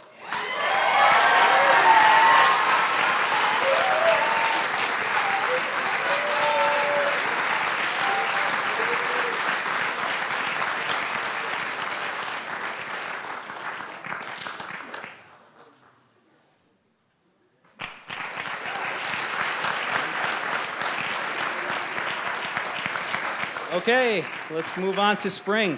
We were able to get out to the fields and the courts early. It meant no shoveling for the tennis team, which is nice. I'm sure they love that. It was great to see the season and the year finish out with some amazing rosters. We had a lot of people come out for both boys and girls lacrosse and crew, probably some of the largest numbers we've had. It was filled with lots of first-time participants and also some really strong athletics. So first, we're going to hear from Coach Griggs from tennis.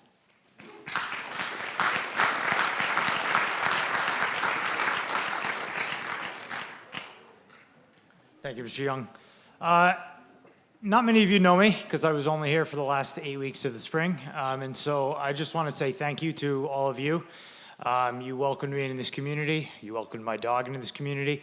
And even my boys when they needed to come and be with me while my wife was off working. So I made a really hard decision last summer and of leaving my previous job. And I reached out to Mr. Bates and said, you know, if you need any coaching options, I've done a little bit here and there. And so I just, I want to thank you, Mr. Bates and Mr. Young, for all of your support in making that happen. And I really enjoyed coaching tennis this spring.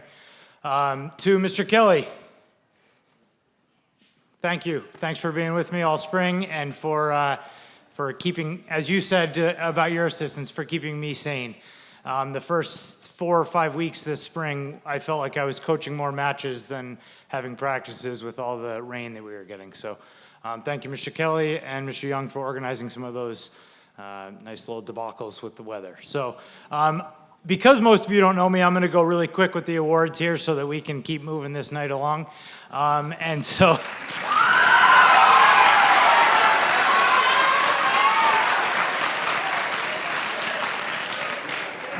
Mr. Kelly and I have reasons for all 5 of these awards, but it sounds like I'm just going to list them off and make you all happy. So I had the pleasure of coaching both the boys and the girls this spring. For the girls, we gave our only MVP for the whole program to one of the girls who worked really hard and who competed and who really just, she actually was the only one that won a match at the Lakes Region first round of the varsity tournament. So to you, MVP, Ruth.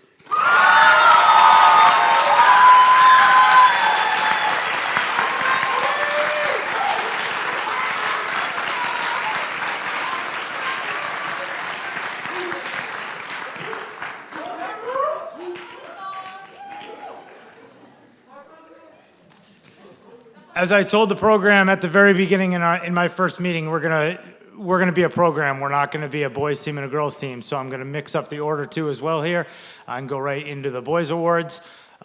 We started the season with a handful of players who had never played before, and our most improved goes to one of them. He worked hard, he stayed after many practices, and our most improved goes to Zan.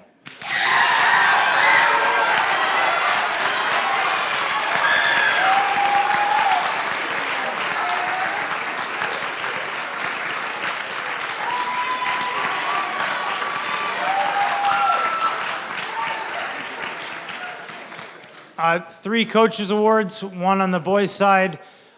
This player competed very hard and worked hard and showed wonderful amount of grace on the court and also a willingness to compete without causing problems to the opponents. So our coaches award goes to Alejandro.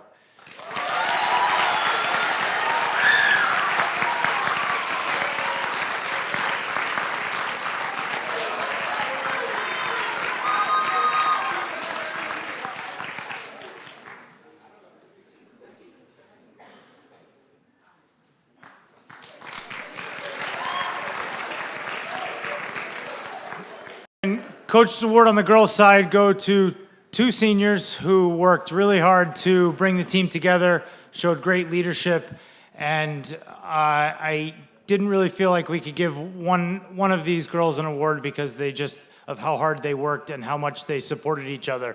So to our 2 seniors on the girls' side, Lee and Nikki.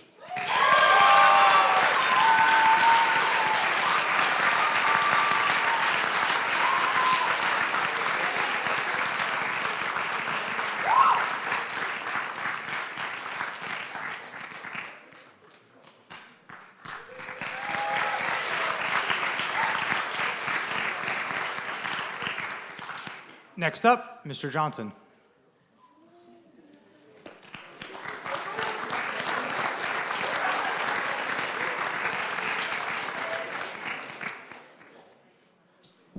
I've asked Coach Kenny to join me, as it was a team effort this year to coach this group. I do know a thing or two about girls lacrosse, and was very excited to work with this group this year. We were sort of robbed a little bit of our chance to meet McDuffie for a third time. We faced them early in the season in our first game. They took a win away from us because we just ran out of time. And then faced them here for the game that mattered, and we beat them, and I let them have a few goals at the end, and it was closer than it needed to be, and they seemed sort of upset about that. Unfortunately, illness, they weren't able to come back, but we did finish as regular season champions for the SENE.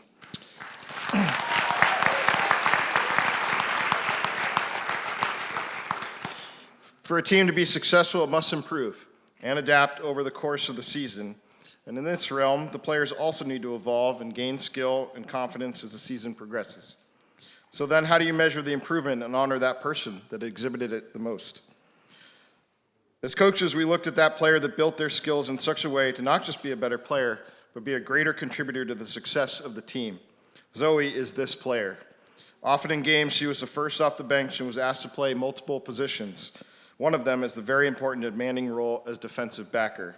She came to every practice with a willingness to learn and an eagerness to do well. She approached every game with a passion to succeed. The future of Dublin School Girls Lacrosse program is bright with Zoe on the team. It is with honor we present the Most Improved Player Award to Zoe Ortiz.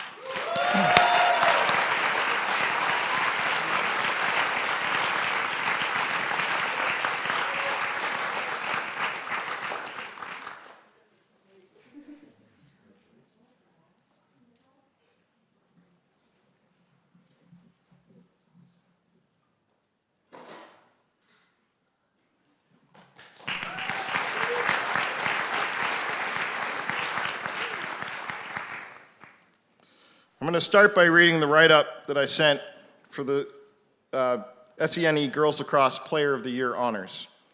Luna has led our team in the ever-important draw controls and is second on the team in scoring, and at that point had 15 goals. She's able to cover both sides of the field, assisting in strong midfield and settled defense, and setting up offensive plays and drives. She sets the pace of the play and never panics when covered by one or many defenders.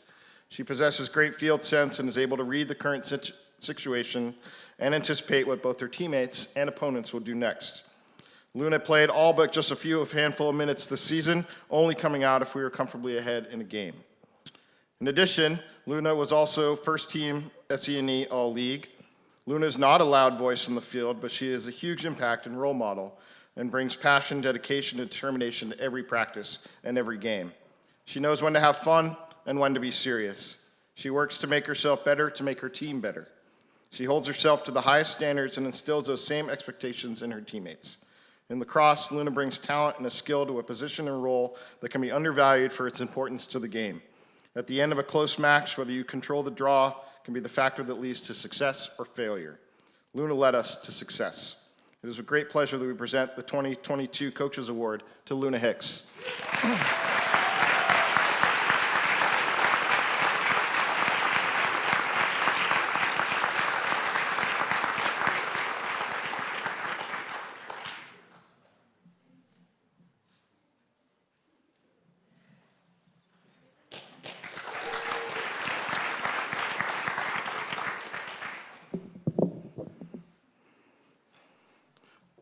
I'm glad that Coach Kelly got teary-eyed. I'll try to follow that lead. Every position on the field matters. A team sport requires a team effort, yet not every position on the field is equal. Being a goaltender takes a certain kind of mindset. It requires a mental and physical toughness unmatched elsewhere on the team. It is isolating. The goalie is the last line of defense. They're the net at the end of a short runway. They're the runaway truck ramp on a steep hill. They're the lock in a vault that seemingly can't be broken. Those that don't play this position often describe their goaltending teammates as crazy. But it's not insanity, rather it's a deep love for the team. A love so deep they would literally stop a speeding ball of hard rubber to protect and serve their teammates.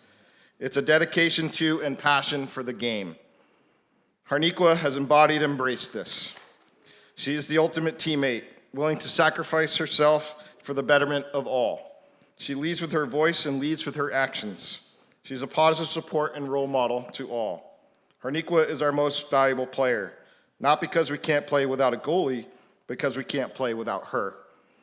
She was selected SENE First Team All-League and is certainly number one in our hearts. We relied 100% on her efforts this year. Her talents in the position led to key saves and tremendous clears that made the difference in close games. Harniqua graduates as one of the best at her position, and it was a great pride that we award her the 2022 MVP.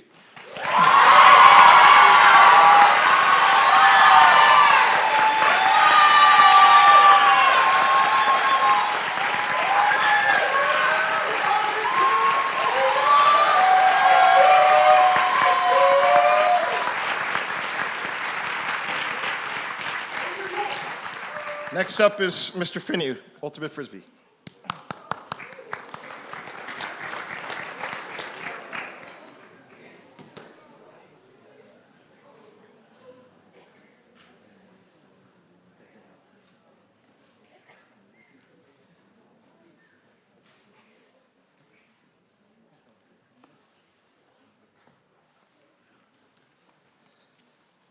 All right, thank you.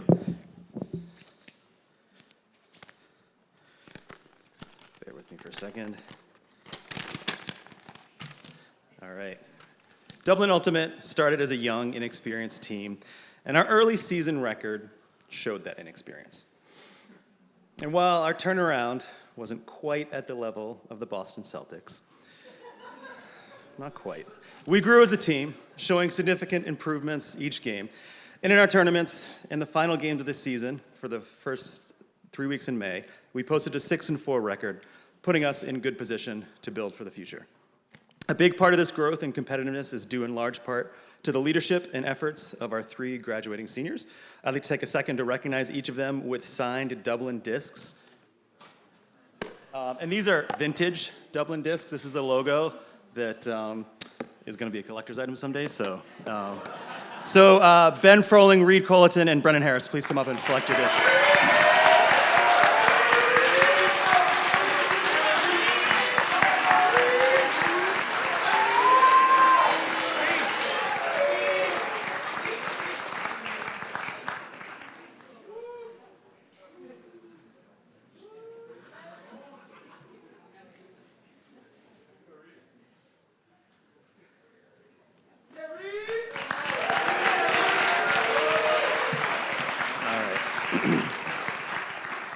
All right, the award for most improved. Our most improved player this year started the season with a decent set of throwing skills and some experience playing pickup ultimate, but it's fair to say they were pretty raw. Because of our inexperience as a team, he was thrown into a starting position and made the most of it. He improved his throwing, particularly his forehand, his understanding of offensive schemes and how to move the disc against a zone defense. Perhaps most importantly, as a defensive player who could play any position from cup to mid to deep, he grew into a leader who directed other players on the field, putting them into position to cut off throwing lanes, helping to make our defense one of the strongest in the league. The most improved player award this year goes to Ezra Von Mertens.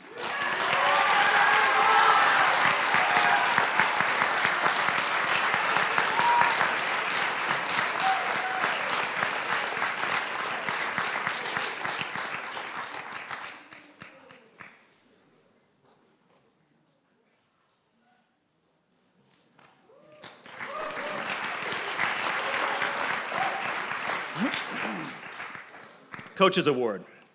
This year's Coach's Award goes to another player who also grew in his skill as a thrower and in his understanding of offensive and defensive schemes this season. He was a workhorse for our team, playing most, if not all, points every game, always bringing the right balance of competitive intensity and appreciation for opposing teams.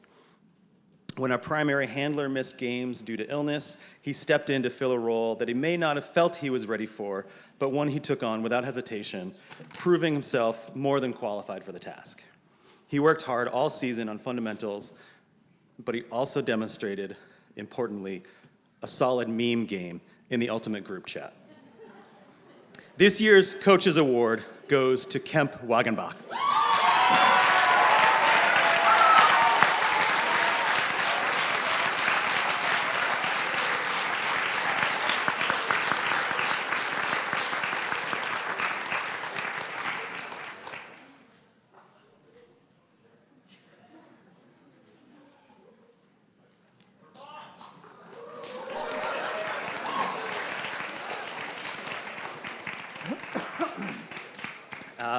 This year's MVP was not only our most experienced player, the one who knew all the throws and had a full grasp of offensive and defensive schemes, the one who led in offensive assists and ranked near the top in passes defended.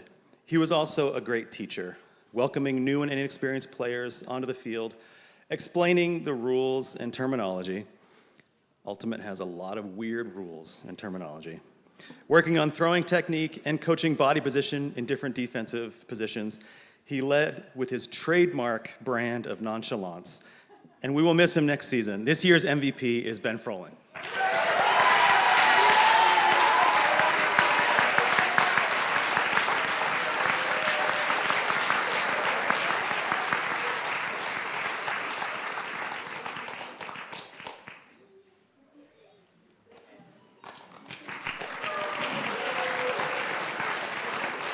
All right, next up is Mr. Parker, boys lacrosse.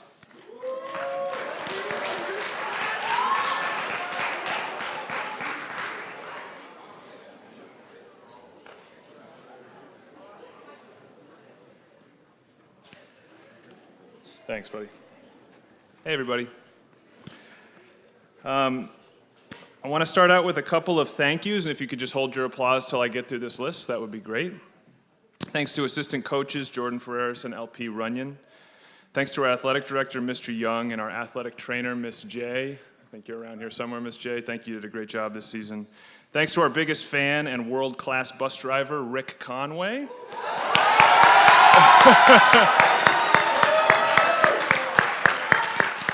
Shout out Rick. And I want to say thank you to our seniors. I'm not going to do a season recap, but I think our season recap is kind of best done through the list of our seniors. So just hold your applause till the end because there's 10 of them.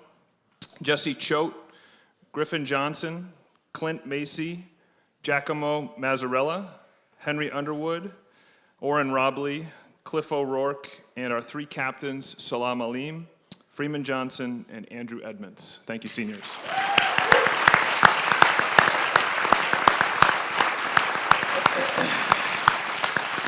All right, we'll get into the awards. First up is the MVP, Most Valuable Player of the Year. In boys lacrosse, there are often two different defensive scheme concepts. The first is called man-to-man defense, where everybody is responsible for picking up their own opponent and playing them closely. The second is called zone defense, where we divide up the defensive half of the field into 6 imaginary boxes that are each occupied by one defensive player. Throughout my whole career at Dublin and even before Dublin, I have coached a man-to-man defense, but this year, because of the particular skill set of one individual player, we decided to make the change to a zone-based scheme. Connor Preston came to Dublin as an experienced goalie with quick reflexes and a knack for making spectacular saves that would leave opposing players and coaches shaking their heads in disbelief. Over the past 2 seasons, Connor has anchored our defense and has allowed us to build a more team-friendly scheme around his always reliable goaltending. We enter games knowing that our real objective is to secure the interior of the defense and bait opposing players into shooting from the outside.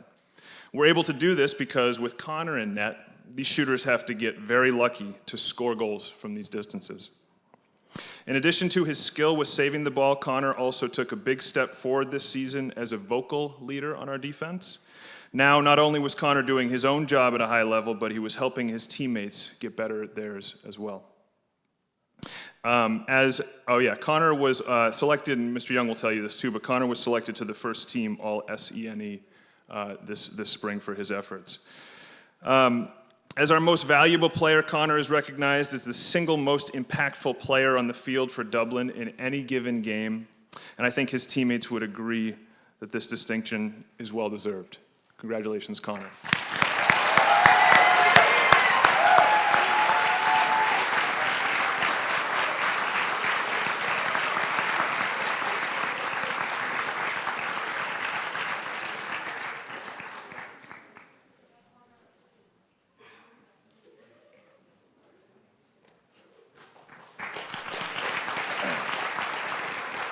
All right. Keep this rolling. Most improved. Our most improved player this season came to Dublin 4 years ago with only a little bit of experience playing the game of lacrosse. In fact, I believe I remember reading a short answer response in his admissions application where he said something to the effect of, "When I started playing lacrosse, I realized that running and hitting people with sticks was the best thing ever." Funny enough, this is pretty much exactly what we asked him to do as a defenseman on our team. Oren Robley came to us as a player who was excited to play the game and be on a team with his best friends. The transformation of Oren's lacrosse abilities from freshman year to senior year has been tremendous. His stick skills have vastly improved. He now understands the intricacies of team defensive schemes, and he has become a physical presence on the field that makes opposing attackmen, and I guess some of his own teammates sometimes, pay for trying to enter the middle of our defense. But perhaps the most important way that Oren has improved as a lacrosse player is in his drive to help the team win games. Oren played almost every minute of every game for which he was available this season, and it was clear from his effort and his body language that he was totally bought in. It was wonderful to see Oren take steps forward during each of his 4 years at Dublin and finish with a senior season of which he should be very proud. Congratulations, Oren.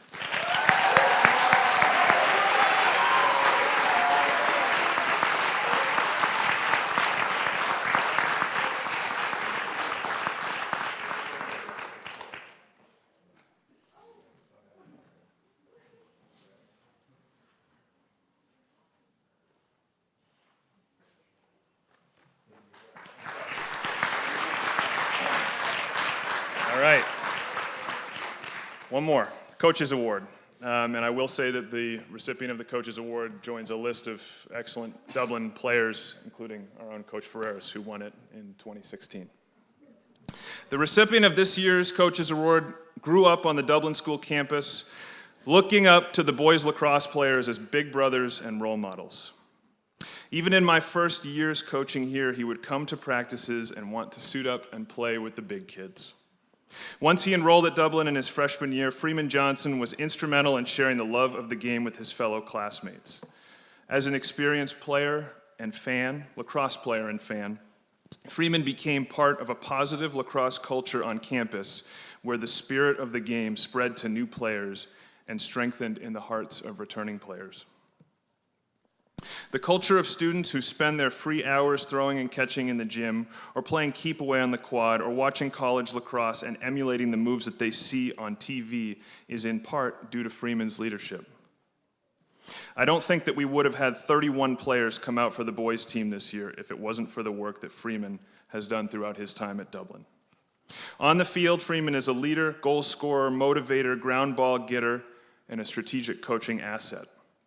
Freeman's knowledge of the game allowed him to take instructions and feedback from our coaching staff and apply it in real time by helping his teammates find places on the field where they could be most successful.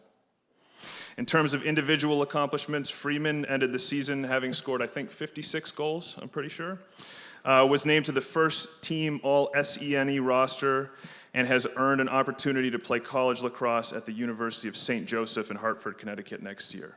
Congratulations, Freeman. We will miss you.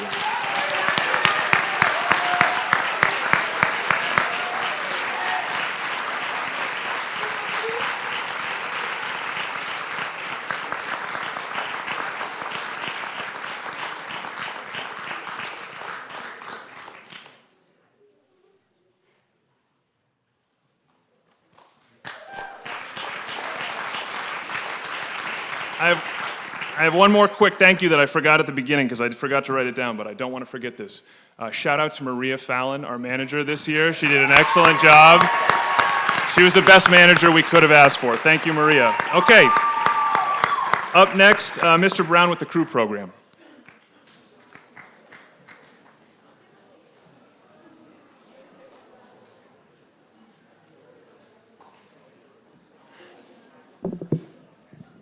Right.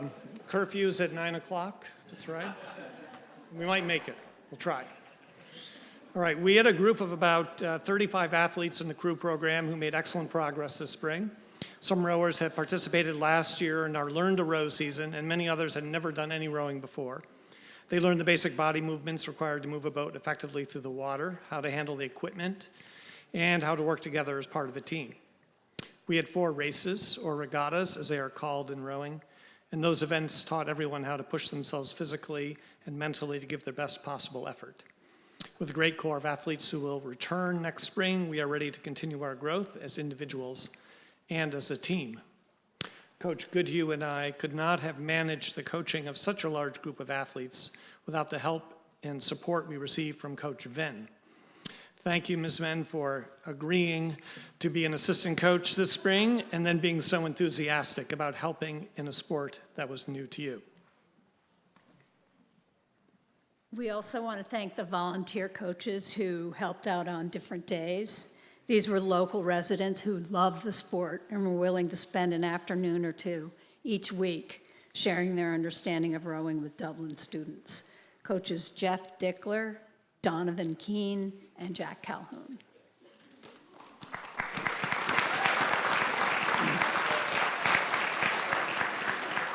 We want to thank the seniors for their leadership of the team this spring. Hold your applause to the end, please. Christian Doherty Miller, thank you for coming out and trying rowing as a senior and being a calm, steady presence each practice. And Annie, thank you for sharing your love of rowing and your enthusiasm for the sport every day. Alan Jha. Ellen rowed as a freshman, and then I twisted his arm and convinced him to come out of retirement, so to speak, and row in the varsity boat. Thank you for working so hard each day. Thank you to those 3 seniors.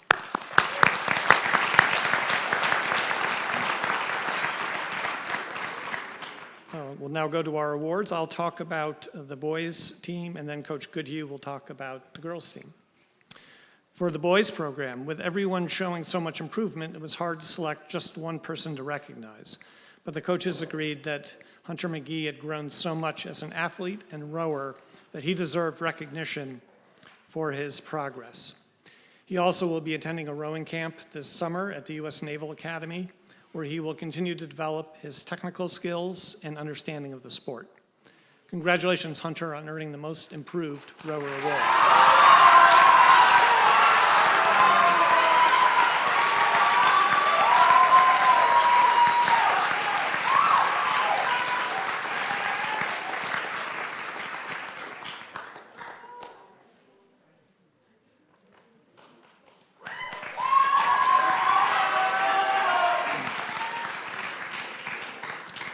Next, we will give a coach's award to Parker Cascio for his steady leadership of the varsity boys 4 in his role as coxswain.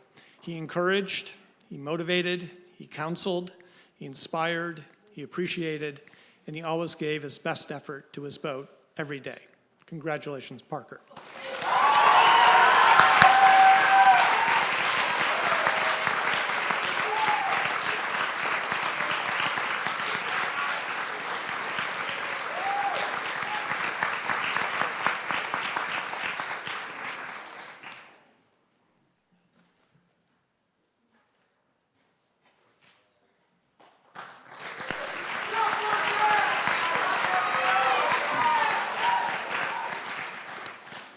We will give Most Valuable Rower Award to Randy Lee for his individual progress and for his leadership of the varsity boat.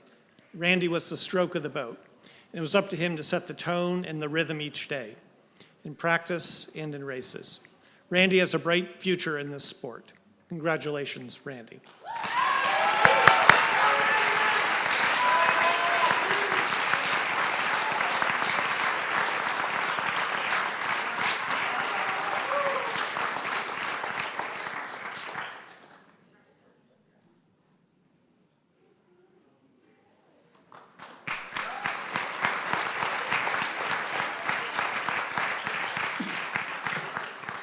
And for the girls, the difference between Alessandra when I saw her on the erg the first time and when I saw her on it the last time was the difference between someone who had no idea how competitive rowing was to one who fell off the erg because she pulled so hard.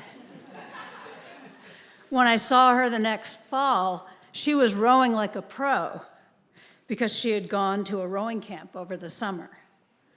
The spring was the first one in which we competed against other clubs and schools. And Alessandro's determination, attitude, and sportsmanship landed her in the varsity boat. For all of this, Alessandra deserves the award for the most improved rower.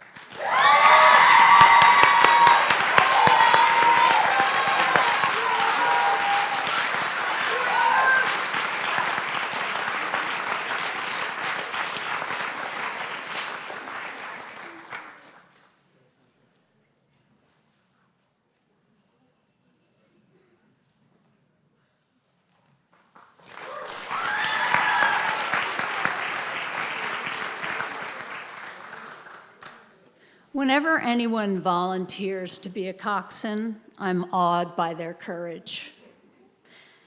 Anna Kay was one of the courageous ones who stepped up last year to become a coxswain.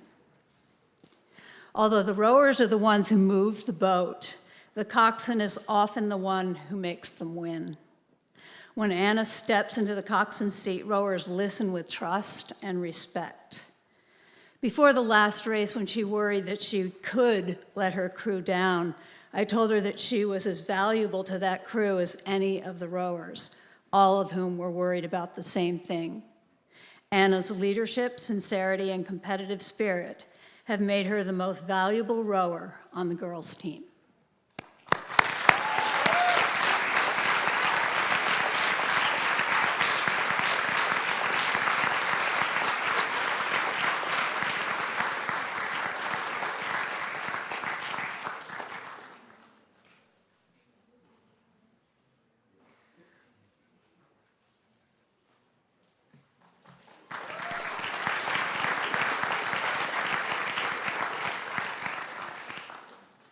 Okay, again, we're gonna recognize the all SE&E All League Awards.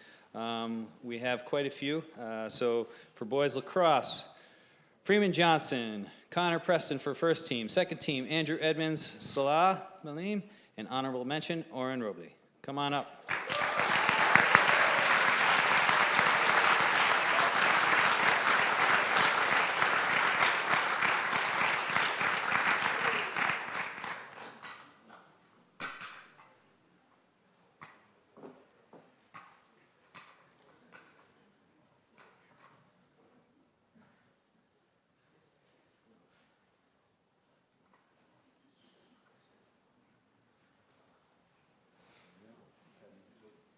What was for the picture?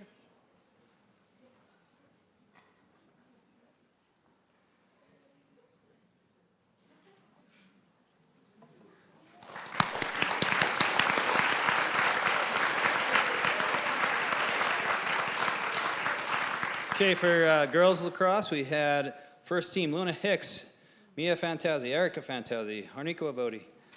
Second team, Tess Chamberlain, Amisha Duhart.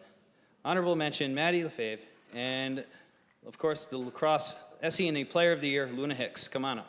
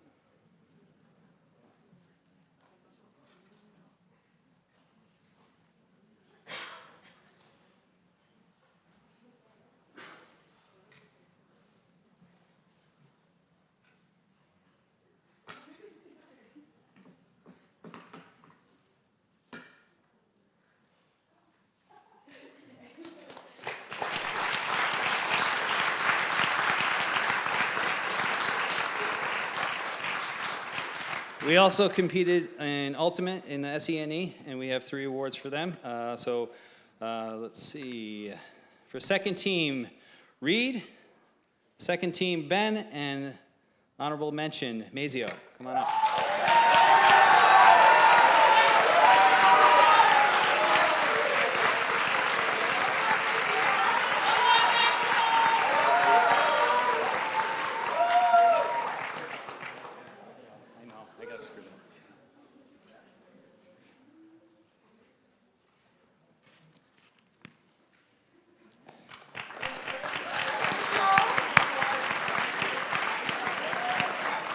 Okay. Now we have just a few more awards and we'll be out of here. All right. So lastly, I know. So we have some individual awards that we gave for the Dublin School Athletics accomplishments. Each of these individuals showed the love of athletics in many ways here at Dublin, and we were lucky enough to share the love by watching all things they did during their year here. Each individual will have their names on plaques that will be displayed up in Whitney Gymnasium. Okay. First, we're going to have the Female Athlete of the Year. This award was split this year. We were lucky enough to have two amazing young women that have shown their dedication and leadership on the field, court, and trails. First, this athlete was a 3-season captain and an integral part of every team she was on. Here are some brief quotes from some of her coaches. She set a great example for putting in hard work in and out of season, staying positive in races, showing both grace in victory and resilience in challenge. Another coach said, and you probably heard part of this, not a loud voice on the field, but she made a huge impact and a role model and brings passion, dedication, and determination to every practice and every game. And then the second athlete, this athlete was a 3-season captain and a leader on the field. Here are some quotes for her. She dedicated herself and sacrifices herself for whatever sport and team she is currently participating with. She is never just on a team, she embodies the team. She puts them on her shoulders and carries them through the toughest and the most challenging moments. Another coach said of her, every coach would pick her first. She was a heartbeat of every team she played on, holding herself to higher standards and empowering her teammates to reach their potential. I would like to congratulate Luna Hicks and Mia Fantazzi as this year's Female Athlete of the Year.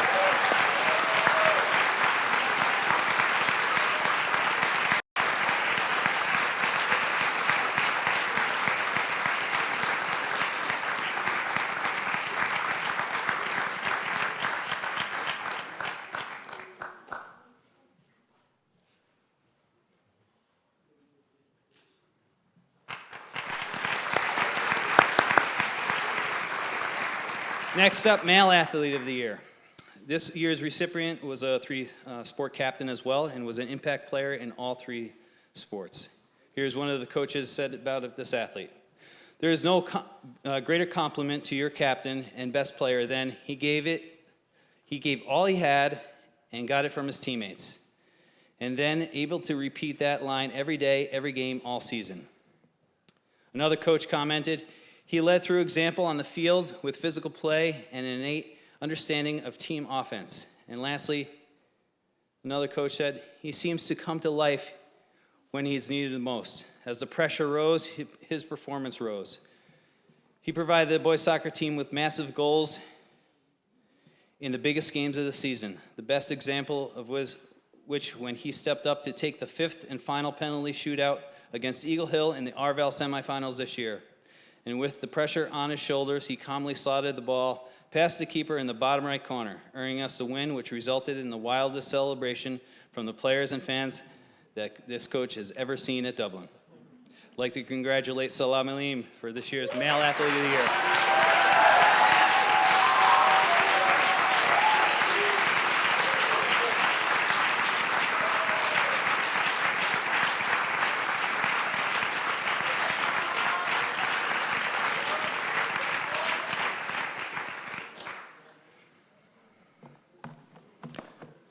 Two more awards. Here we go.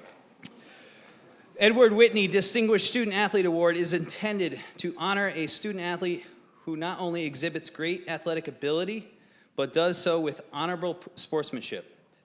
Named in the honor of great Dublin school friend, trustee, and benefactor, Ned Whitney, and determined by the athletic department and the head of school, this award is given annually to one Dublin school athlete who embodies the mission of the school and the athletics department.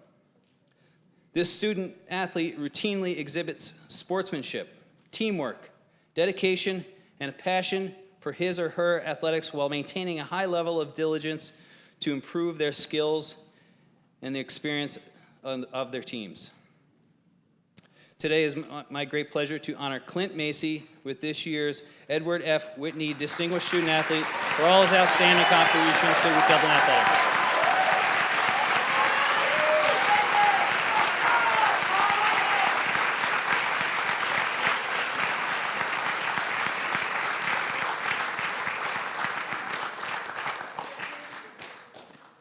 Last award, I promise. All right. Finally, the Norm White Distinguished Coach Award is awarded to the Dublin coach that through leadership and dedication provides an amazing learning environment for our student athletes to flourish and grow. Not only teaching skills in the sport, but also life lessons. This year's award recipient has made an impact on many lives here on campus, and his dedication to the sport and his athletes can be seen anytime you walk by the Whitney Gymnasium. He is also the NEPSAC Coach of the Year, as we saw earlier, from the Class D girls basketball team. Here's a quote that Salah gave to me earlier today. I remember the day I told Coach Kelly I wanted to become a collegiate athlete. He told me, "I will do everything in my power to help you." He didn't go back on his word. He drove me to almost every basketball camp, spent hours in the gym with me, talked to basketball coaches on my behalf, and helped me in confidence in my basketball ability. Coach Kelly wanted nothing more to see me succeed. Also, he did much more than just be a coach. I believe we tend to overlook how well Coach Kelly can connect with students around him beyond basketball. Coach Kelly has been the ultimate support system to me and other kids. Thank you, Coach Kelly, for your loyalty and support. I'm very indebted. It's my pleasure to give Coach Kelly the award for Norm White Distinguished Coach Award.